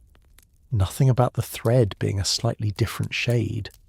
Because here, in this unheated corridor, you're reminded of something your governess once said, perhaps not intending to be overheard. Servants survive winter. Gentlefolk weather it. You step back toward the stairs, overskirt in hand, heart slightly heavier than when you arrived. Behind you, someone coughs into a sleeve and is promptly ignored. Upstairs, the drawing room awaits, but before you return you pause just inside the stairwell, holding your breath, listening. There is no music down here, no laughter, only heat from labour and silence worn like wool. Back upstairs, the contrast nearly knocks the breath from your lungs. It isn't warmer, not truly, but it feels like it should be. The walls are papered, the rugs thick, the furniture cushioned and obedient. The air smells faintly of lavender polish and the last dregs of rosewater. You return to your room to hang the overskirt, smoothing it gently along the wardrobe rail as though it had never been touched by soot or singe or the rough red hands of someone who works before dawn. A knock at the door. It's the housemaid, the younger one, the one with the always pinned cap and the eyes too tired for her age. She holds a tray, perfectly balanced, with a cup of broth and a folded linen napkin. "For your sister, miss," she says softly. You thank her. She bobs a quick curtsy, already turning away. "Is it true the other maid is unwell?" you ask before you can stop yourself. She hesitates. The silence stretches. Then, without looking back, she says, "She's resting, miss," and disappears down the corridor. Resting. That word again. You bring the tray to your sister's room. She's sitting in bed, back straight despite the flushed cheeks. She smiles faintly at the sight of you, then at the broth. "Smells like boiled paper," she murmurs, and you both laugh, careful not to wake the house. She dips her spoon in, slow and measured, never slurping, never too large a bite. Even illness must be consumed with grace. You sit beside her, watching the fire sputter in its grate. It was stoked earlier, probably by the same boy you passed downstairs. You wonder what room he sleeps in, if he sleeps at all. You imagine a narrow cot beside the coal bins, fingers chapped and blackened, dreams stained grey. "I've heard," your sister says, pausing between sips, "that in some houses the servants are allowed to boil potatoes in the fireplace." You glance at her. "Truly?" She shrugs, smiling. "Probably a myth, like warm laundry or proper wages." You both fall quiet. Then she adds, almost absently, "We live above them, but not apart from them, do we?" It's a dangerous thought, not in rebellion, but in honesty. And honesty is a cold draught in this house, uncomfortable, unwelcome, hard to seal. You don't answer, you just sit a little closer. That night, as you prepare for bed, you hear the older maid coughing somewhere in the walls, not loud, not pleading, just a soft rhythmic sound like someone tapping gently at a door that no one opens. And still, the fires are lit, the soup is served, the linen is mended. You wake early the next morning and find the hallway already swept, the hearth already warm, your boots cleaned of yesterday's soot. No one speaks of who did it. No one needs to, because beneath the manners and the mores and the mufflers, the entire house runs on the invisible choreography of hands that go unseen. And in winter, those hands move faster, work harder, and bleed more, just so everything above can remain quiet and clean. You put on your gloves and say nothing. Bathing in winter is not something you do. It's something you endure. You're summoned to the dressing room just after midday, when the sun is at its most pitiful, and the hearth has been coaxed into a sulky glow. The maid is already there, sleeves rolled, the tin hip bath centred like a sacrificial altar on the cold-tiled floor. A kettle hisses beside her, and a second waits on the coals downstairs, preparing its long journey up the back stairs. There's no plumbing here, of course, not in a proper Victorian house. That sort of newfangled convenience is for hotels and invalids. Respectable families still bathe by basin, by kettle, and by sheer force of will. You shiver, and the maid pretends not to notice. She pours the first kettle into the bath. The steam rises like a ghost, momentarily fogging the small window. You step forward as if it's nothing, as if your toes aren't already recoiling in your boots, as if you want this. There are rules, of course. Baths are taken once a week, twice if there's a guest or a scandal. Hair is washed even less often, because drying it properly can take the better part of a day, and heaven forbid anyone see you with your hair hanging like a washerwoman. The water must be lukewarm, not hot, and poured carefully to avoid splashing. Steam, you've been told, is vulgar. It implies indulgence. You undress in silence, layer by layer. Each button is its own form of penance. You hand garments to the maid as you remove them. She folds them without looking. There's nothing lewd in this process, nothing intimate, just protocol, necessity. Once down to your shift, you step into the shallow water. It's warmer than you expect, barely. But the metal tub presses cold against your thighs, a quiet reminder that comfort is not the goal. Cleanliness is, decency is, discipline. The maid pours another kettle, eyes averted. You murmur a thank you, then she leaves. Not out of respect for your privacy, but to fetch the third kettle, and now you're alone. The bath is small, barely deep enough to cover your knees. You lift one leg, then the other, trying to distribute the heat. You scrub with a flannel and soft soap that smells faintly of lavender and more strongly of lye. Your breath curls in the air. Your arms goose prickle.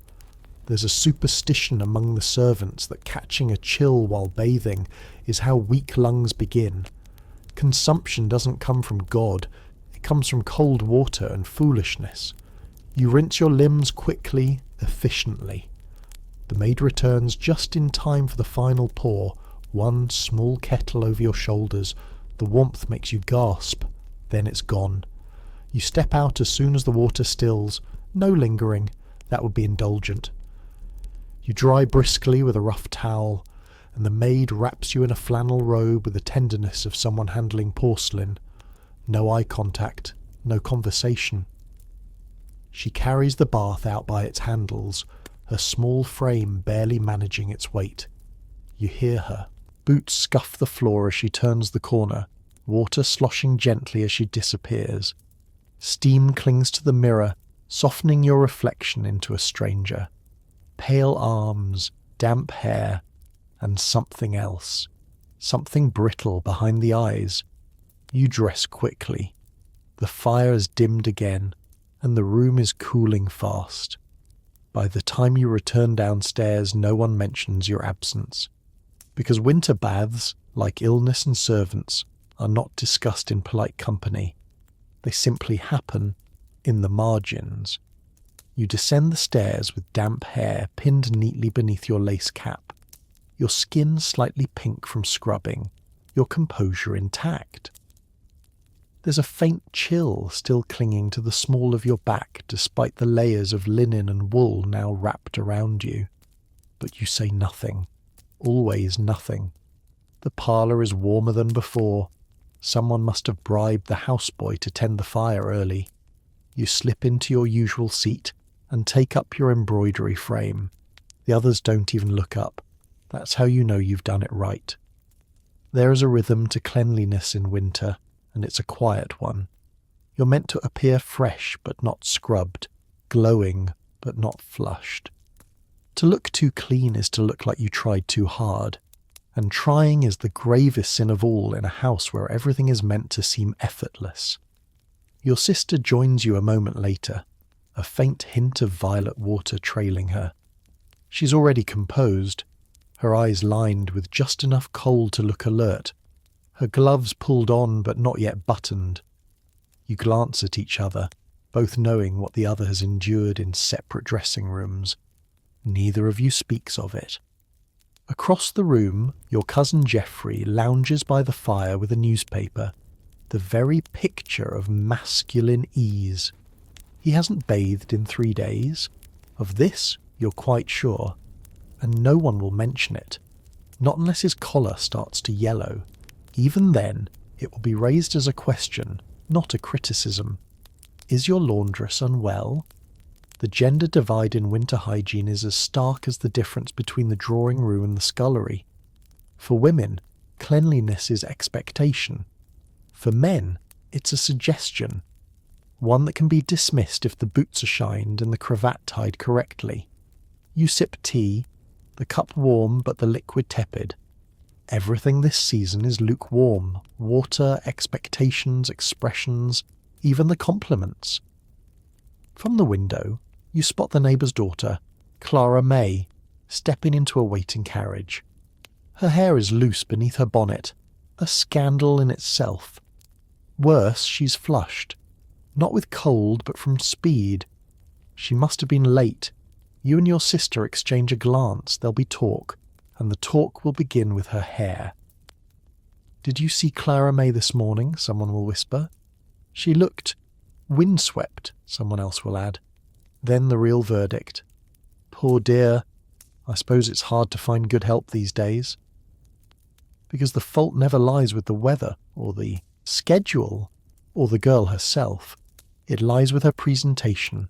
Damp hair equals disorder. Disorder equals decline. You glance at your own reflection in the parlour mirror, a trick you've mastered, doing so without appearing vain.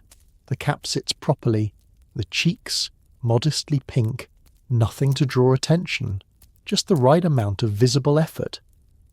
Behind you, the fire shifts, sending a crackle through the room. Your brother turns a page. No one speaks.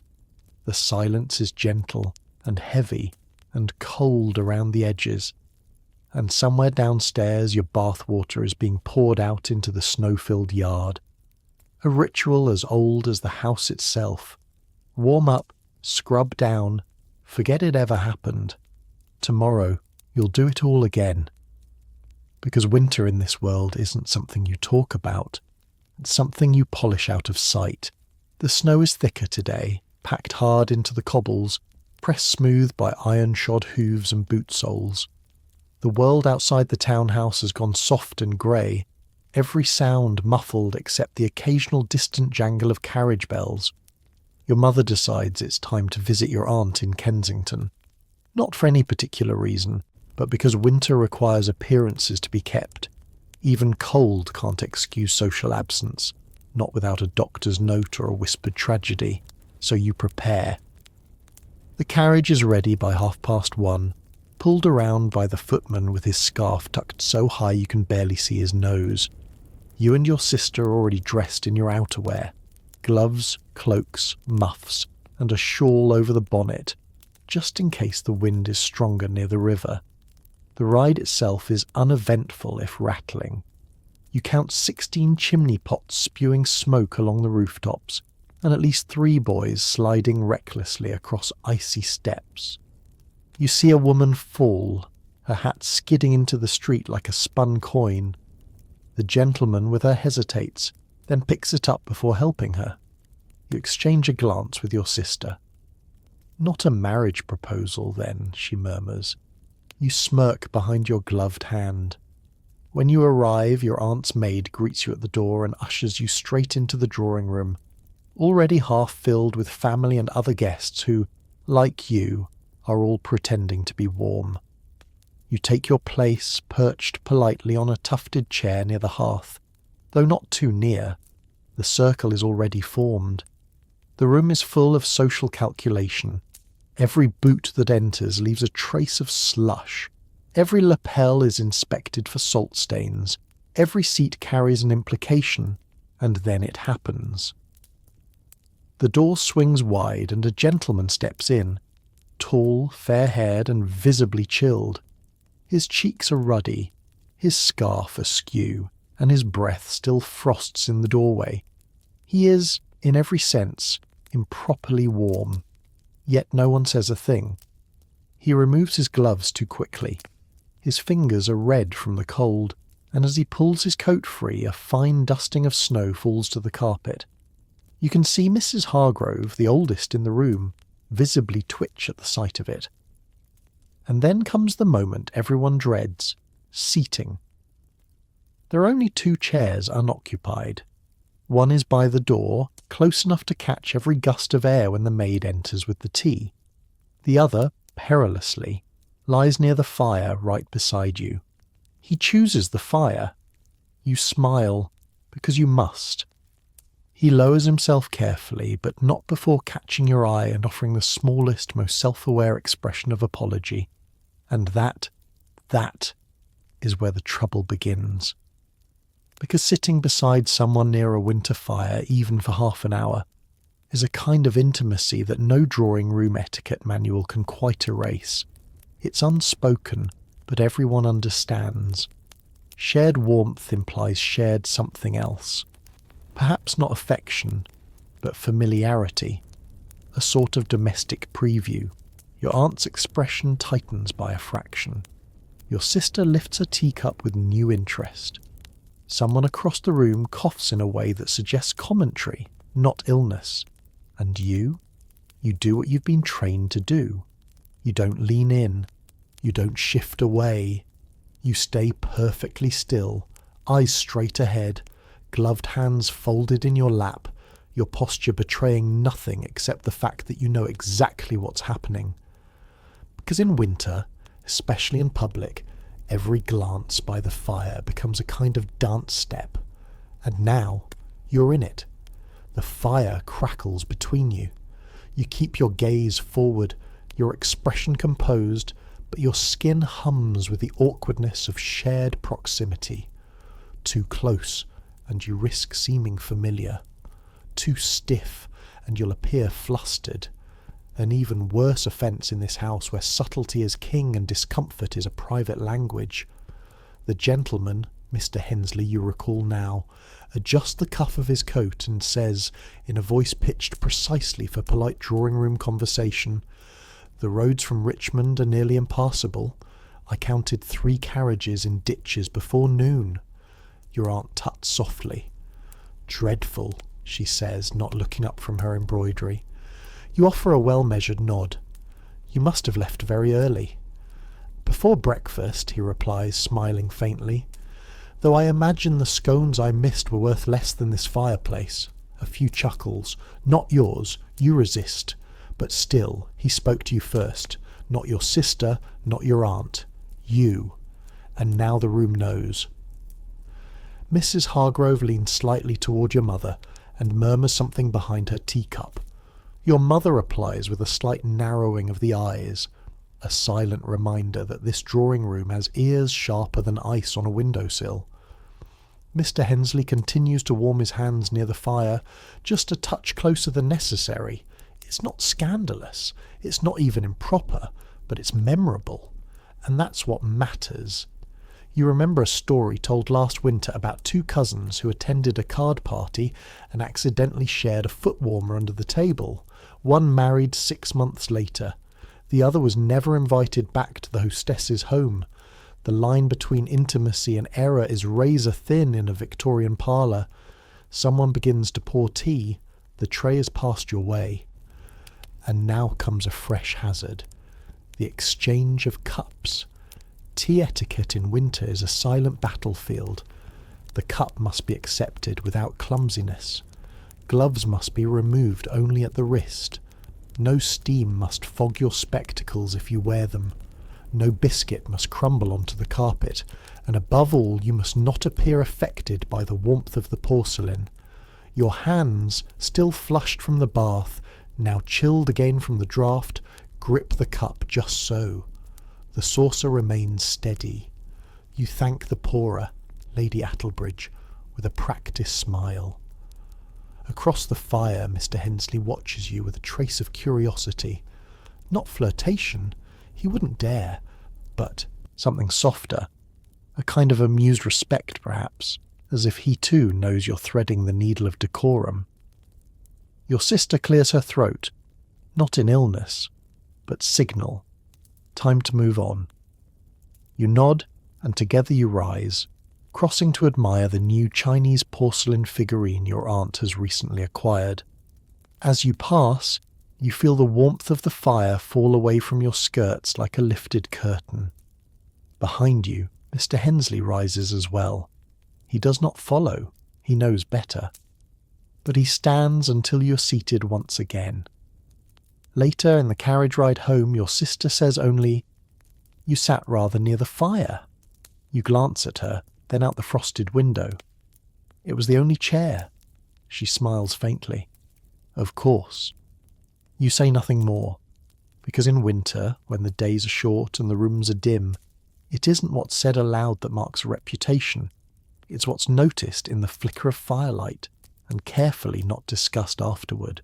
The frost thickens as evening falls, and the house shrinks inward as if curling into itself for warmth. But you have one more duty today: letters. Not the idle correspondence of Sunday afternoons, or the scribbled thank you notes after supper, but proper winter letters. The kind you compose in silence, seated upright at a chilly desk, with hands half numb in gloves that you only remove finger by finger. You light the lamp beside your writing desk. The flame flickers hesitantly, casting long shadows across the inkwell. The air smells of old paper, beeswax polish, and a faint mineral tang from the windowpane's icy breath. You pull the lap blanket tighter around your legs and flex your fingers. There are 3 letters to write. One to your cousin in Dover, one to your mother's friend in Brighton, and one, most delicately, to a gentleman your aunt believes might be taking notice. That last one is the true test. The other 2 are practice. You dip your pen into the ink pot, careful not to drip. The ink has grown sluggish in the cold, and you must warm the nib slightly between your fingers before it will flow. Your first line comes slowly. Dearest Eleanor. Your hand trembles just slightly, not from nerves, from cold. Letter writing in winter is an art of restraint. You must write warmly, but not too warmly. Affectionate, but not clingy. Seasonal greetings are expected, of course, but avoid sentimentality. Anything too cheerful will seem disingenuous. Anything too mournful, melodramatic. And of course there is the etiquette of ink. Black ink is proper, blue is acceptable, green is eccentric, red is reserved for debt collectors and dangerous women. Your aunt once gasped aloud when a letter arrived written in purple. A woman of uncertain morals, she declared, and refused to answer. You finish Eleanor's letter with a brief account of the frost fair, not the cold, not the aching feet, not the cracked gloves, just the facts. The river froze solid. Booths were erected. A gentleman juggled oranges. You seal the letter with a wafer and press it shut. The second letter, to your mother's friend in Brighton, is shorter. You do not know her well. She is older, fond of long paragraphs and longer opinions. You match her tone, rambling but tight-laced. You mention your recent bath with great subtlety. The fire in the dressing room held nicely this week, which was a small mercy. She will understand. And then the third letter. This one requires pause. You've only met Mr. Linden twice, once at the New Year's luncheon, once at church. But he remembered your name both times. He also, critically, noticed your gloves were trimmed in mother-of-pearl buttons. A rare detail, he'd said. You weren't sure if he meant it as praise or inspection. Now, as you prepare to write, your breath clouds faintly before you. You dip the pen, hesitate, and begin. Dear Mr. Linden, your kind remarks at the luncheon have stayed with me longer than the scent of the pine wreaths, which have, sadly, begun to dry and fall. You pause. Too poetic? Perhaps, but let it stay. The letter continues. A reference to the weather, to the condition of the carriage roads, to a mutual acquaintance's overzealous use of coal. You fold it precisely, seal it in a clean envelope and set it aside to be franked tomorrow. 3 letters, 3 versions of yourself, all neatly stacked, silent, perfect.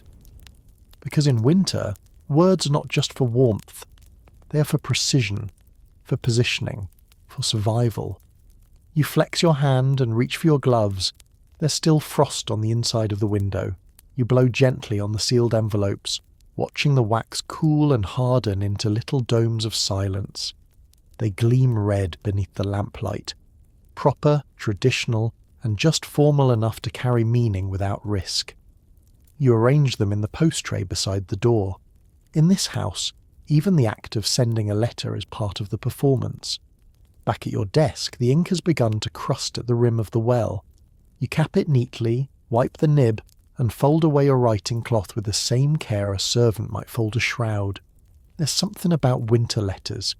They always feel like confessions stitched into lace. From the corridor comes a faint clatter.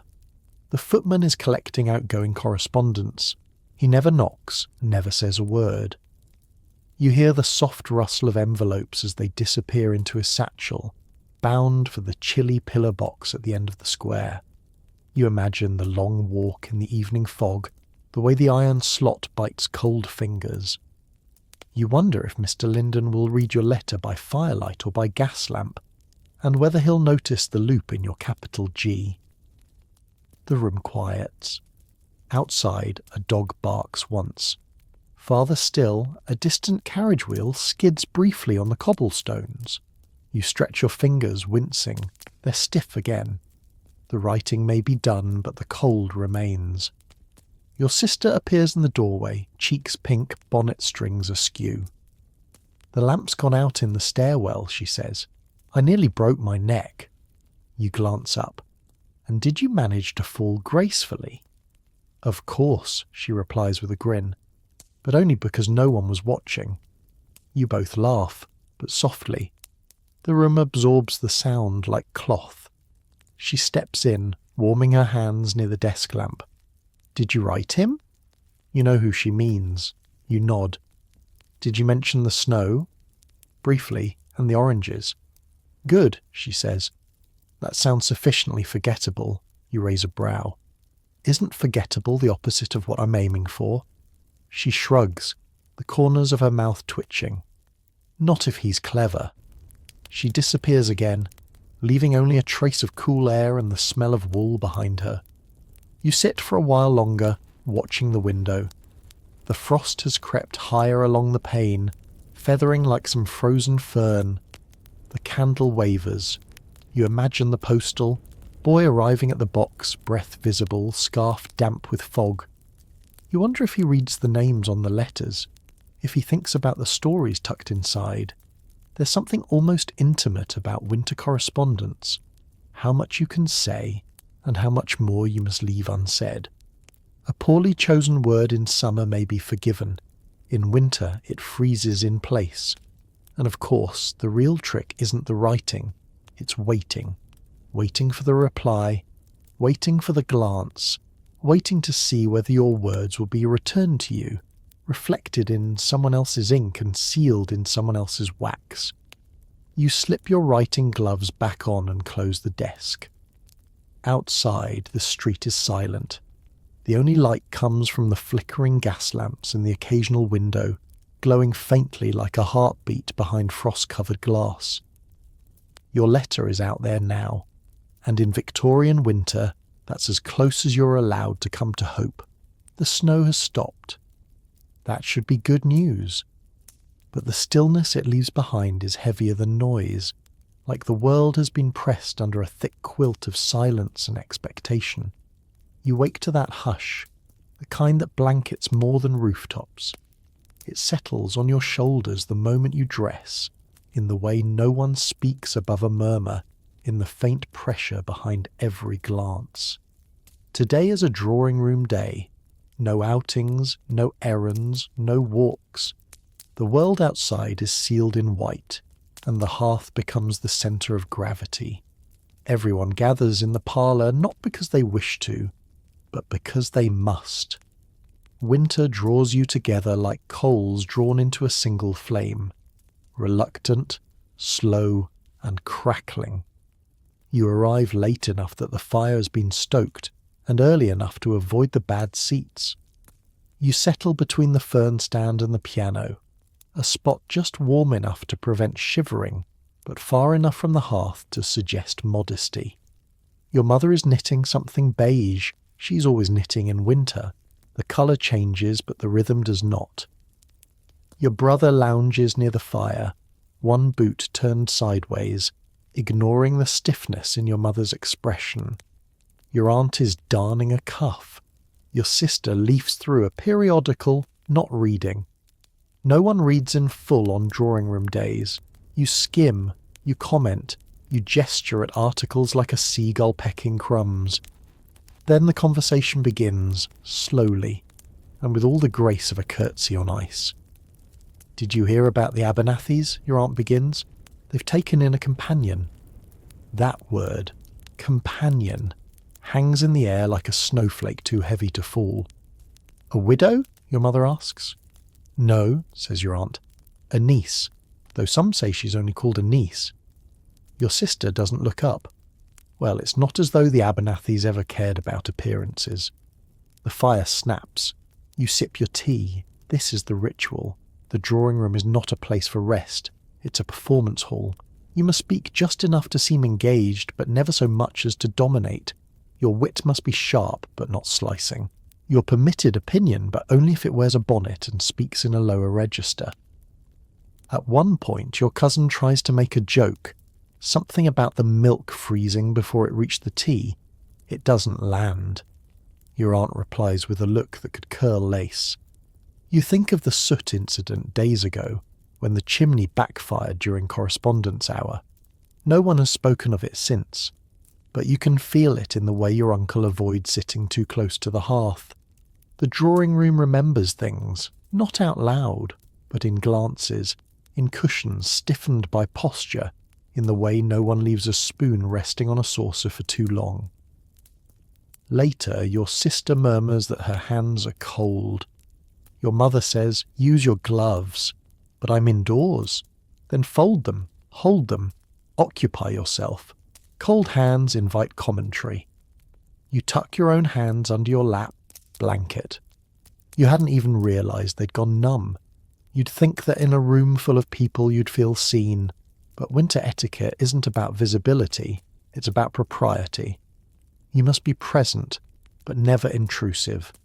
Elegant, not expressive. Poised, but not performative. Except, of course, that everything is performance. The fire flares, no one moves, and you sit composed and careful while your fingertips go slowly, invisibly cold. The clock ticks gently over the mantel, each chime measuring not time but tolerance. Drawing room hours pass slowly, polished, tedious, and brittle as porcelain. You've shifted twice in your chair, each time calculating the movement to seem natural. Too still, and you appear brooding.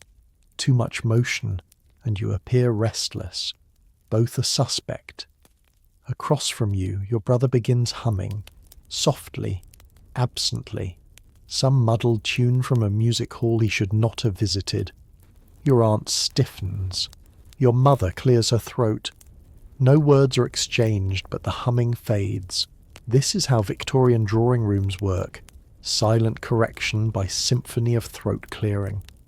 Your cousin drops her embroidery needle and lets it roll across the floor. She does not chase it. Chasing would be improper.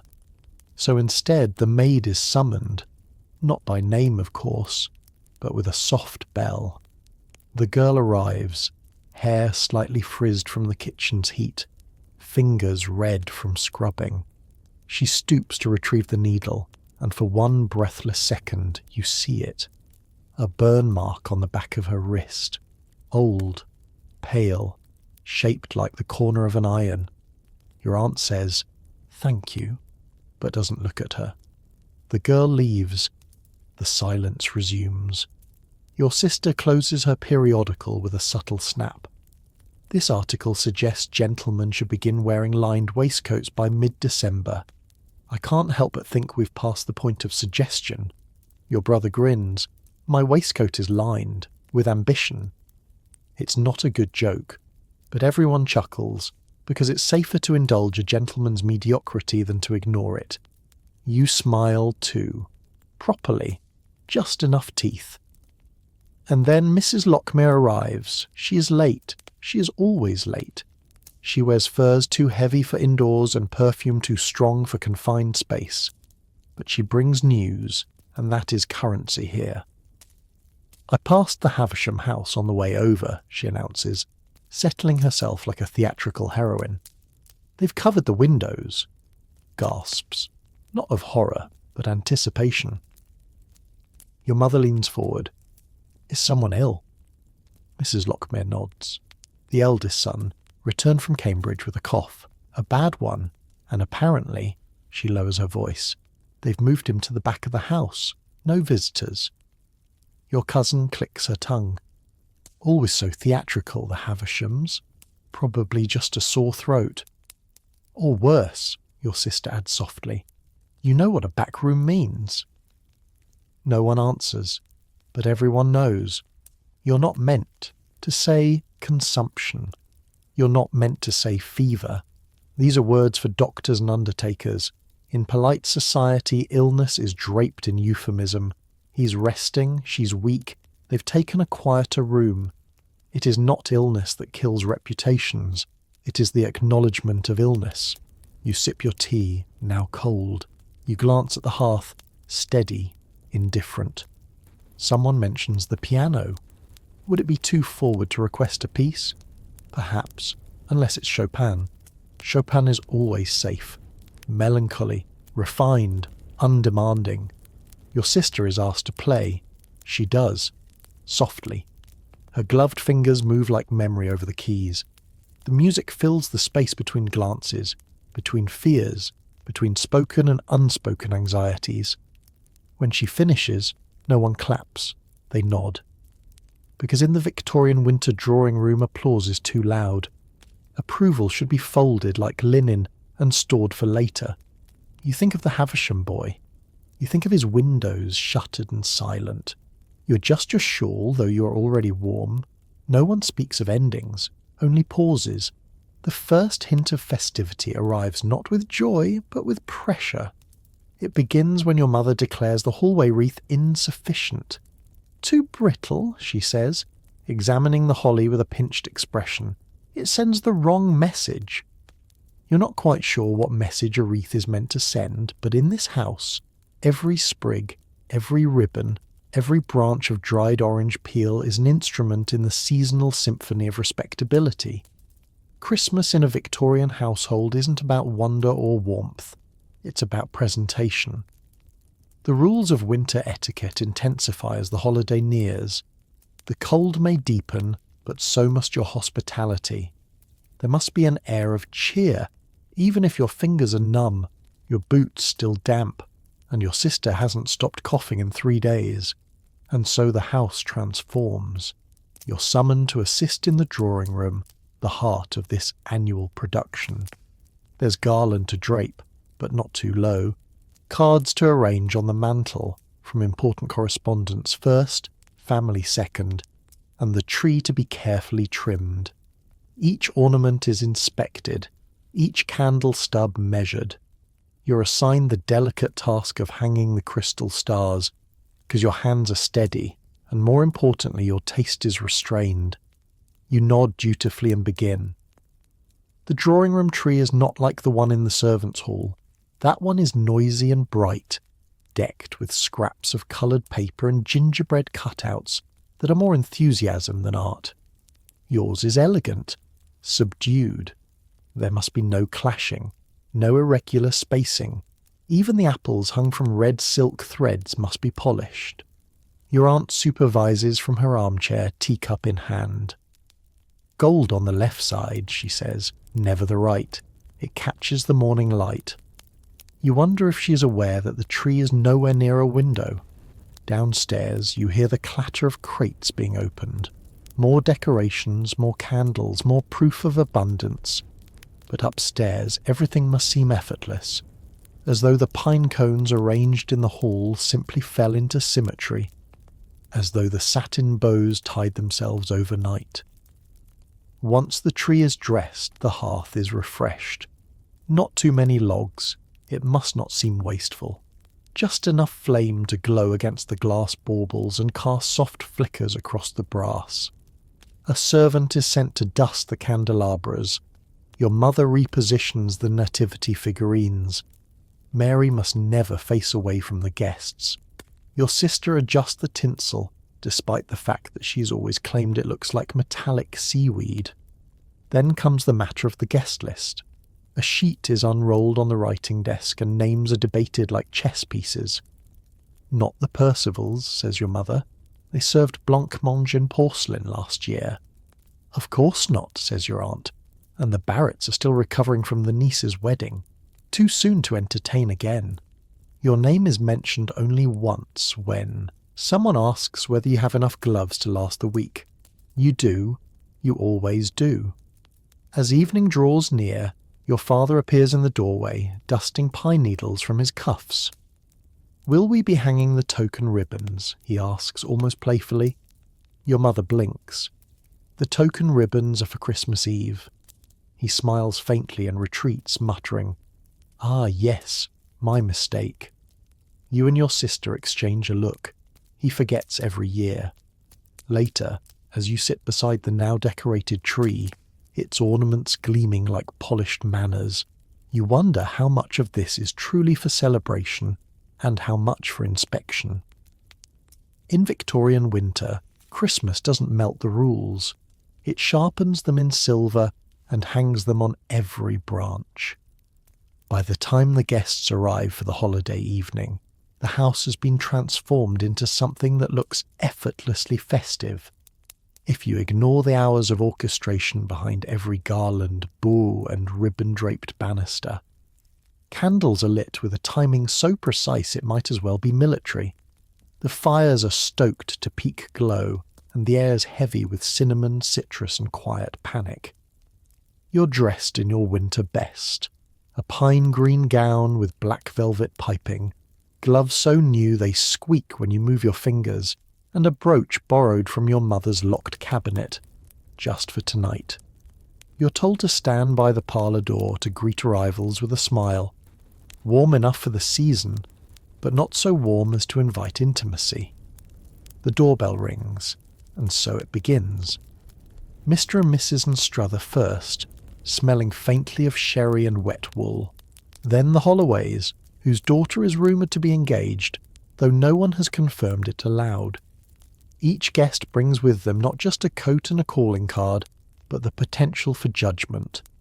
Whether their boots are polished, whether their children curtsy correctly, whether their breath fogs when they speak, because that would mean they didn't keep the carriage heated. Small talk commences with the same precision as the candle lighting. Bracing, isn't it? Yes, but not unkind. I do hope this cold holds through the new year. A green Christmas is so undecided. Your aunt begins the tour of decorations as though revealing treasures in a museum. "The ribbons are real silk," she explains to Mrs. Holloway, who nods without blinking. You can almost hear her calculating the cost and whether hers will need to match. In the drawing room, the tree stands tall and obedient in the corner, glowing softly under lamplight. The candles are lit just far enough apart to avoid suspicion of economy, but not so closely as to appear theatrical. Your cousin positions himself near the piano with a book of carols, ready, if requested, but never eager. You hover by the tea tray, handing out biscuits with the calculated air of someone who's never once broken one in half by mistake. Your gloves grow sticky with crumbs, but you dare not remove them. Your sister manages to excuse herself at precisely the right moment, leaving you to manage the children, two small boys who have taken to hiding beneath the settee and giggling whenever Mrs. Anstruther leans over. Your mother catches your eye across the room. She gives the smallest nod, and you respond in kind. The dance continues. Then comes the inevitable, the gift exchange. Each guest was instructed to bring a token, a candle, a card, something handmade or faintly useful. It must not be expensive, but it must look expensive. The illusion is everything. You hand your parcel, a folded paper fan, delicately painted by your sister and tied with green ribbon, to Mrs. Holloway. She smiles with a stiffness that suggests mild confusion, perhaps offence. You wonder if she expected lace, or something French. She gives you a sachet of lavender tied in tulle. It smells slightly of soap and regret. A man near the fireplace receives a carved matchbox holder and pretends not to wince. The boy beside him is handed a book of nature poems and stares at it like it's a punishment. But no one complains, no one sighs, everyone smiles. Because Christmas is not about joy, not here. It's about performing joy convincingly enough that no one dares look behind the tinsel. Later, when the guests are gone and the fire is low, your mother surveys the scattered ribbons and smudged teacups with narrowed eyes. "Well," she says, "I think it went beautifully." You say nothing. That's the correct answer. In this season, silence is the most festive etiquette of all. By the time Christmas has passed, the house settles into a strange rhythm. Slower, quieter, but tenser, as if everyone is waiting for the next frost to crack something beneath them. It's in these days after the holiday that the cold truly sinks into the bones. Not just the house's bones, though the windows breathe frost and the door frames have begun to shrink, but yours. And it's now, with the tree still wilting politely in the corner and the last of the mince pies gone stale on the sideboard, that the whispers of courtship begin to grow sharper. You hear it first over tea, in that particular voice your aunt uses when she's building towards something dangerous. "Did you see how Mr. Linden handed you the hymnal on Christmas Eve?" she says, without looking up from her mending. You glance sideways. "He was seated beside me. He could have passed it through your sister. He chose not to." You want to laugh, but you don't. Because in Victorian winter, a gloved hand brushing another across the spine of a hymn book is enough to set 4 households whispering. The rules around winter courtship are particular. Flirtation in summer can be playful, shaded walks, soft fans, and the occasional shared peach at a picnic. But winter requires structure. There are no lingering strolls down garden paths, no ballrooms filled with candlelight and excuses. Instead, there are drawing rooms heavy with coal smoke and eyes that watch every movement, as though they're noting down confessions for future reference. That afternoon, a note arrives. Not a letter, a note. Folded neatly, delivered via footman, hand-addressed in a script that you can't mistake. Mr. Linden requests permission to call. You don't blush. You do, however, carefully adjust your posture so your mother won't think you're anticipating anything. She reads the note aloud, then reads it again silently. "He writes with a steady hand," she murmurs, as if that confirms the condition of his soul. And then, without consulting you, she says, "We'll receive him on Thursday. You'll wear the plum." The plum refers to a dress you received last winter. Wool, modest neckline, buttons of jet. It's not your favourite, but it sits properly at the waist and makes your shoulders seem narrower, which apparently matters. Thursday arrives with snow, not enough to cancel the visit, but enough to sharpen the mood. The drawing room is set like a trap. Fresh coals, polished silver, a strategically placed volume of Cowper's poems beside the settee. You're told not to seat yourself until he arrives. Positioning is everything. You're to enter after he is announced, not before. Not too soon, not too slowly. Mr. Linden arrives precisely on the hour, his boots brushed clean, his scarf dusted with snow like powdered intent.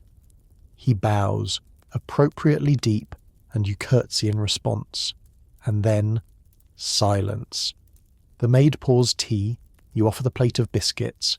He takes one. Everyone waits. "Well," he says, "London is pale today." Your mother replies with a smile.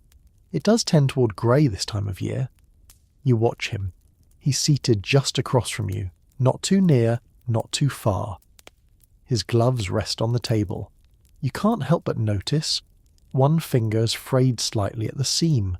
Fraying is forgivable, if it's subtle. You fold your hands in your lap and offer your best neutral smile. The game has begun. Your sister later describes it as the most uncomfortable half hour I've ever witnessed without anyone actually bleeding. But during the visit itself, no one acknowledges the tension. That would be impolite. Instead, everyone leans heavily on the accepted etiquette of winter courtship visits. After his remark on the weather, Mr. Linden makes a second attempt. "The holly in your window box still looks lively," he says, and you nod politely, even though it's actually quite withered and was discreetly replaced yesterday. "You keep it well," he adds. "I don't keep it," you reply with a smile. "I merely admire it." Your aunt, seated with embroidery she isn't stitching, lets out a low that might be approval, or indigestion, or both. The entire visit proceeds in this ritualized dance. Measured glances, phrases polished by the cold, long pauses during which the fire crackles helpfully to fill the silence. No personal feelings may be expressed. No hands may be offered. If a gentleman has intentions, he must offer them not with words, but with hints. He does not ask about your interests, but he does say, "There is a performance of Handel's Messiah next Friday. I find the altos particularly moving." This is an invitation in Victorian terms. You reply, "Yes, the altos do sound rather like heartbreak, softened by snowfall." This is an acceptance, delivered poetically, of course, to preserve plausible deniability. He leaves before the half-hour mark, as is proper. The footman takes his coat. Your aunt remarks, once he's gone, "His boots were a bit short in the toe." Unmarried men often misjudge their own length. You want to scream. Instead, you go to the window and watch him step back into the street, his figure shrinking into the fog. You wonder whether his fingers are cold, or if his heart is as tightly buttoned as his frock coat. The next day, a small parcel arrives. It's not from Mr. Linden, it's from his sister, a soft token gesture of interest, a ribbon bookmark sewn with your initials, hand-stitched, precise. This is not a gift, this is a message. You are seen. You are now part of the circle. You're expected to reply, with something equally modest, something with thought, but not too much thought. A sachet of lavender, perhaps, a calling card placed slightly out of alignment to show human hand. The rules of winter courtship are not written, but they are enforced.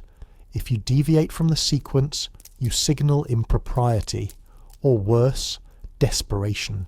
Evening falls. You sit by the hearth with your embroidery, the little bookmark resting on the table beside your tea. You haven't replied yet. That would be too fast.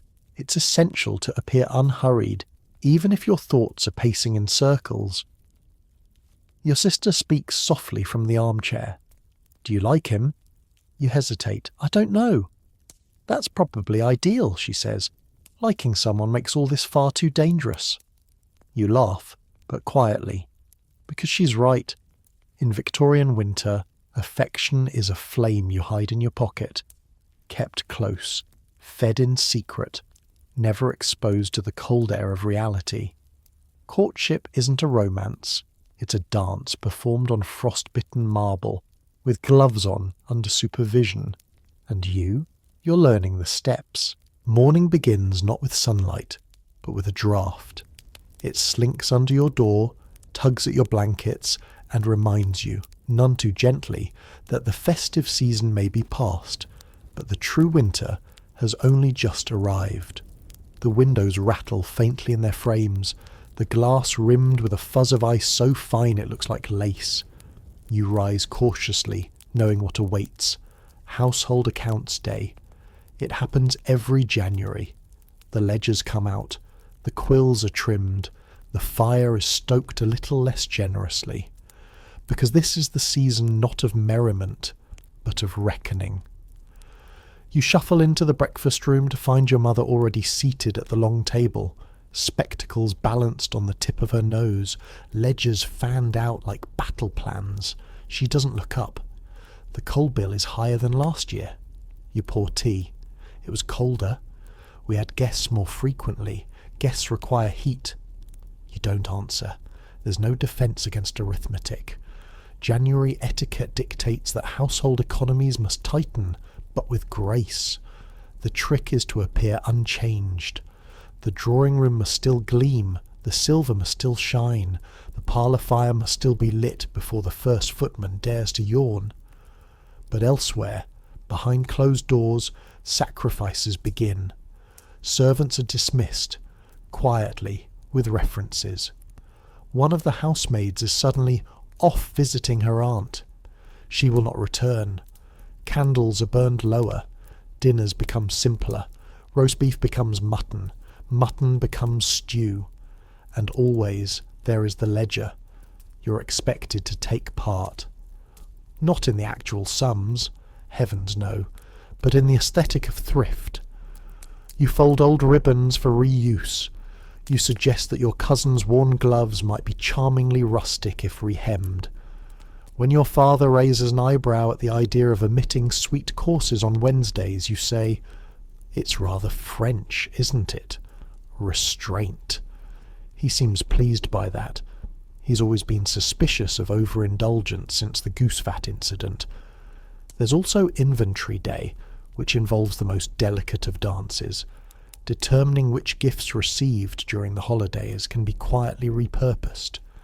A scarf too bold in colour might suit a cousin in Shropshire. A box of sugared violets could be rewrapped and passed to a family with fewer scruples about expiration. You assist with the labelling, using the slanted handwriting you reserve for polite deception. Your mother holds up a pair of lace-edged handkerchiefs. Too romantic, you nod, suggests intimacy. She places them in the basket marked for friends with sons. There's a certain bleak comedy to it all, the way January forces you to rehearse humility. You play at simplicity while desperately preserving appearances. It's like acting poor in a theatre made of mahogany. And yet, you understand it. Winter etiquette demands this. Not just the frost-hard smile or the strained pleasantries, but the entire facade of control. To appear undaunted, untouched by the season's bite. Because the moment you seem cold or hungry or anxious, people talk. And worse, they remember. So you sit beside your mother, tallying the invisible debts of December, pretending not to notice that the parlour coals are already burning low. As the cold deepens and the days remain stubbornly grey, winter etiquette shifts from public performance to private resilience. The parties have faded, the guests return to their frosty estates, and now only the household remains, navigating the long, lean stretch of January with a stiff upper lip and a quietly fraying hem. Behind closed doors, the family grows quieter. The silence isn't unpleasant exactly, just thin. Conversations are shorter. Laughter feels like an effort. Even the cat seems to walk more softly, as if she too is conserving heat. And with the quiet comes a renewed attention to the unwritten rules of winter conduct. This is the season of graceful austerity. Not poverty, heavens no, but the appearance of prudence. To be seen enjoying too much too openly in January would mark a family as tasteless, even vulgar. And so, the art of doing less, while pretending you prefer it, becomes a full-time occupation. You've taken to writing letters in the morning, not out of inspiration, but out of obligation. Letters must still be sent. Alliances must be preserved. Your tone is light but thoughtful. You thank a cousin for the dried oranges. Never mind they arrived with mould. You compliment an acquaintance's musical recital, though you fell asleep halfway through it. Every phrase is carefully chosen to suggest that your household remains serene, stable, and socially impeccable. Your mother makes her own gestures. She mends handkerchiefs in front of the staff, just once a week, just long enough to suggest frugality without desperation. She reduces sugar in the tea, remarking, "It's quite the Parisian trend," even though you both know it's because the last order was short. Frugal breakfasts replace lavish ones. Toast replaces crumpets. butter becomes sparing. The marmalade is stretched with a whisper of water. The cook is not amused. The parlour games, once a nightly ritual, now rotate through a smaller circle. You've played so much charades you've begun dreaming in mime.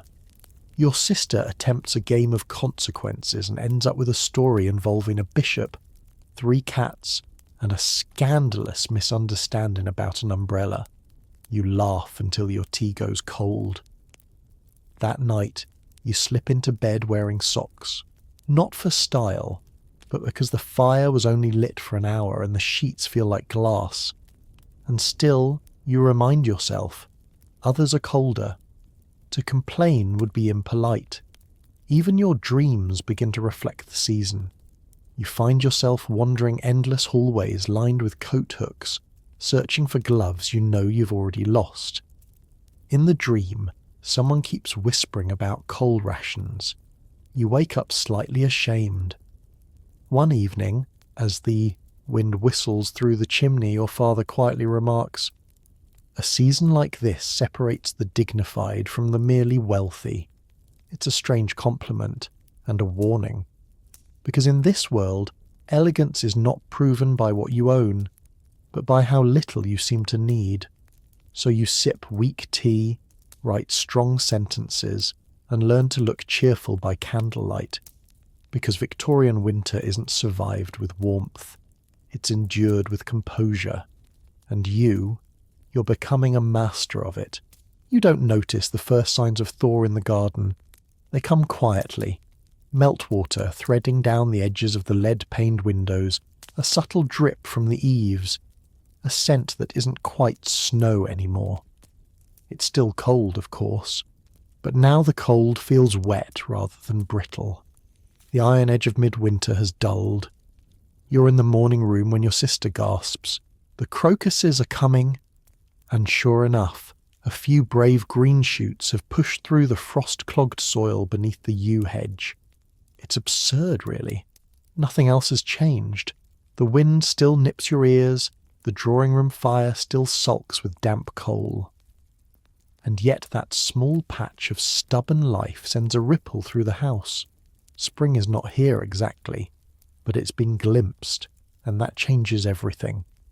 Because in Victorian society, the tail end of winter is as socially delicate as a soufflé. The rules begin to shift, slowly but decisively, just as tightly laced as before, but now tinged with expectation. Conversations are lighter, calling cards are dropped off with more hopeful curls at the corner. The housemaid hums while scrubbing the stair rail. Even your mother unpacks a bolt of pale muslin and runs a fingertip along it as if testing sunlight. But here's the trick. You must not leap too soon. One of the cardinal sins of Victorian etiquette is appearing too eager for seasonal change. To pack away your winter furs before Lady Marchbanks does is practically a declaration of social rebellion. So everything must shift slowly, politely, and above all, collectively. Your gloves are still grey wool, but you switch to a narrower wrist. Your bonnet stays velvet, but now has fewer feathers, and the coal scuttle is only filled to the halfway mark, just in case someone might notice oversupplying. The afternoon calls begin again. Not the lavish holiday visits of December. These are different, briefer, more pointed. The intent now is to signal availability, a kind of slow, social unfreezing. The frost, both literal and figurative, is lifting. One such call arrives from the Lindens. Not Mr. Linden himself this time, but his sister and her companion. They arrive with hands pink from the chill and cheeks full of unspoken assessments. You serve tea and lemon cake. No one mentions the weather. Instead, Miss Linden remarks, "We hear the concert series at Almack's may begin early this year." You nod. "That depends on whether the March fogs agree." She smiles. "I've always thought fog was more stubborn than frost." It's a harmless comment, and a loaded one, because fog here means uncertainty. It means delay. It means the lingering grip of winter on hearts that may or may not yet be ready to declare themselves. After they leave, your sister muses, "I think she meant that as a challenge." You agree. But what exactly is being challenged remains delicately undefined. That evening, your father surprises you by discussing calendar dates over soup. "If the frost doesn't return," he says, "we'll host a dinner the second week of March." You almost drop your spoon. That's early and ambitious. But you nod, because you understand what's really happening. It's not just a dinner, it's the opening move. Preparations begin almost in secret. Not because anything is being hidden, but because to be seen preparing too eagerly would be vulgar. So the servants are instructed softly behind half-closed doors. Menus are whispered, not declared. And when you're caught sketching table arrangements on scrap paper, you immediately claim it's just an idle scribble. But everyone knows. The household is slowly winding up like a great wooden clock, each cog polished, each movement rehearsed, yet all under a veil of restraint. Because Victorian spring etiquette isn't about welcoming warmth with open arms. It's about testing the ice with one foot while pretending you never cared for skating anyway. The drawing room is freshened. Nothing dramatic, just a few green sprigs tucked into silver vases where holly once stood. Your mother swaps the winter curtains with ones of paler damask. The effect is subtle, like a sigh. Then comes the wardrobe. Oh, the exquisite agony of deciding how soon is too soon to wear lawn and muslin. Your winter gowns still hang in the armoire, heavy with velvet and solemnity. But you either lighter fabrics folded neatly on the shelf above, each one a whisper of coming brightness. You begin to make small substitutions. A lace collar on a wool dress, a silk ribbon in place of velvet. The rules allow this, provided it's done with discretion. Transition dressing, they call it. Like nature shedding bark in favour of blossom. Your father oversees the wine inventory. Your aunt insists the punch bowl be polished just in case, though she pretends to sneeze violently every time she leans too close to the silver polish. And when the dinner invitations go out, they are penned not in bold ink, but in the pale grey-green shade reserved for early spring affairs. A colour meant to say, "We are hopeful, not hasty." The guest list is precise, not too long, lest it look like a celebration. Not too short, lest it feel like desperation. A good balance of families with eligible sons and daughters. Enough musical talent to fill a lull. One or two eccentrics for seasoning. The morning of the dinner, frost returns. Just a whisper of it. A final warning. You feel it in the air as you walk to the conservatory. A chill that bites the inside of your nostrils. The kind of cold that mocks optimism. The cook mutters something dire about puddings falling. A footman slips on the steps and swears under his breath, earning a swift reprimand and a louder apology. But the plan does not change, because now it would be far worse to cancel. That would suggest fear. And Victorian etiquette despises fear. So the fires are stoked higher, the coals are brought out in full force despite last week's thrift. You wear your gown with a warm shawl draped just so, implying style rather than survival. And when the guests arrive, their cheeks are redder, their laughs more brittle, but no one admits they're cold. At dinner, Mr. Linden sits across from you. He wears a dark cravat with a green pin, subtle but spring-like. His gloves are thinner than last time. He says only, "It's good to see your household in such strong spirits." You smile and lift your glass. "It's remarkable," you reply, "what one can accomplish with good firewood and bad weather." Laughter follows. The candles flicker. Outside, winter growls once more. But in here, you've survived it, with style. And then, quite suddenly, it's over. You wake one morning and the frost is gone, not thinned or softened, but truly vanished. The garden wall glistens not with ice but with dew. The sky, though pale, holds a tone of blue that hasn't been seen in months. And somewhere, faint, incredulous, a bird is singing. You don't dare smile too quickly. Victorian etiquette, after all, frowns upon triumph. But as you sit at breakfast, nibbling a slice of toast that no longer tastes like rationing, you catch your sister's eye. And there it is, shared between you. Relief. Surviving a Victorian winter isn't about wool or coal or boiled beef. It's about appearances, dignity, the tireless preservation of a facade that says, we're not rattled by hardship. And now that performance can finally rest. Your mother declares it's time to air out the linen. The servants move through the halls with windows flung wide, sun pouring in like a long-lost guest. You hear laughter echoing down the corridor, not the polite kind, but something looser, almost undisciplined. It's alarming and beautiful. You step outside. For months the garden paths were treacherous, the hedges skeletal, the fountain nothing but an ice lump under a tarp. But now, life peeks out everywhere. Snowdrops cluster beside the path. A gardener whistles as he overturns the cold earth, unearthing the first earthworms of the season. Your shawl slips. You don't bother adjusting it. There's a kind of lawlessness to these first days of spring.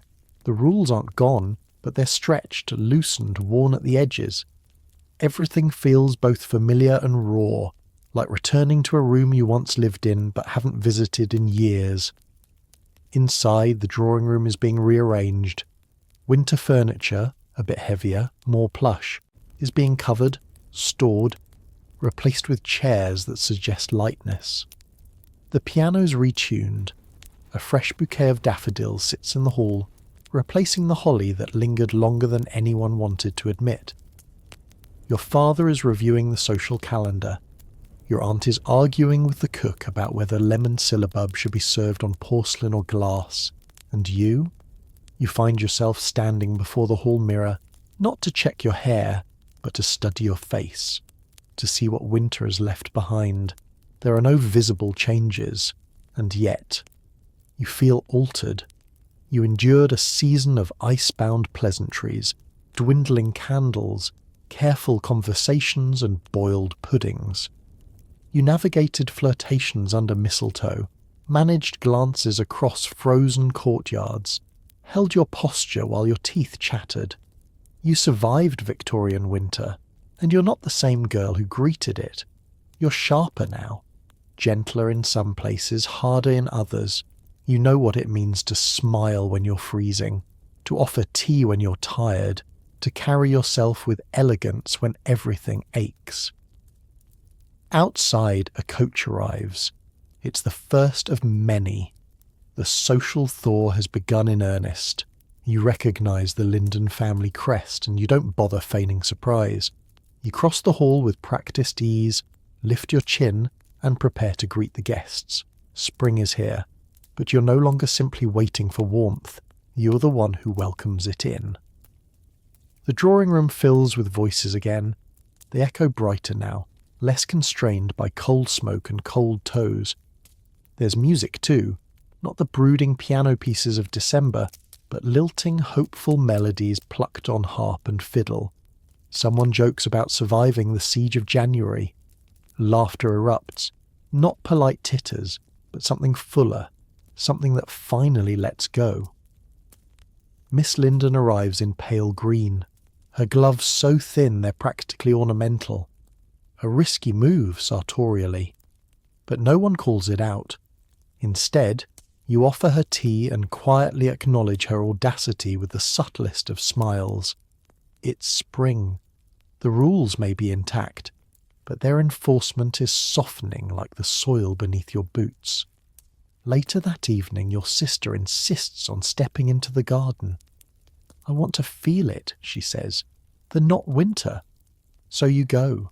Cloaks over gowns, boots crunching over paths still littered with the memory of frost. The sky is streaked with dusk purple and gold. A few brave buds dangle from the plum tree, and overhead the crows seem confused by the softness of the air.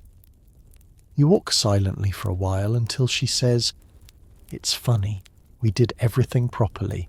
All the rules, the teas, the calls, the dressing gowns, the ice etiquette." You glance at her. "And?" She shrugs, smiling. "And we're still standing." That's when it hits you. It wasn't the fires that kept you warm. It wasn't the boiled puddings, or the stiffly worded thank you notes, or even the layers of lace and velvet. It was the rituals, the rhythm, the knowing that everyone else was obeying the same strange little dance, that no matter how cold or hungry or bored or lonely, there were rules to follow, and in following them, you remained anchored.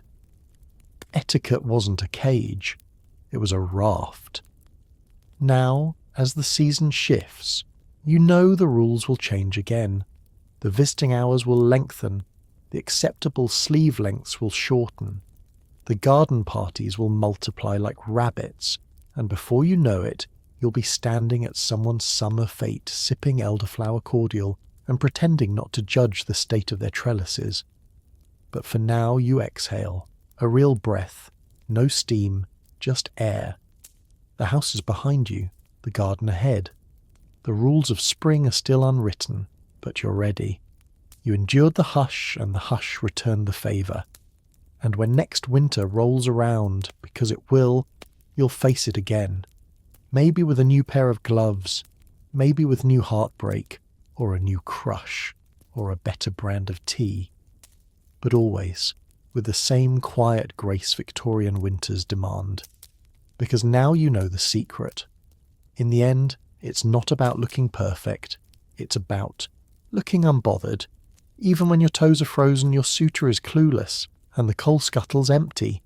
And somehow, you made it look easy. So now, just settle into the quiet. You've walked through creaking hallways, sat stiffly at draughty dinner tables, and learned how to nod at gossip while sipping cold tea with a steady hand.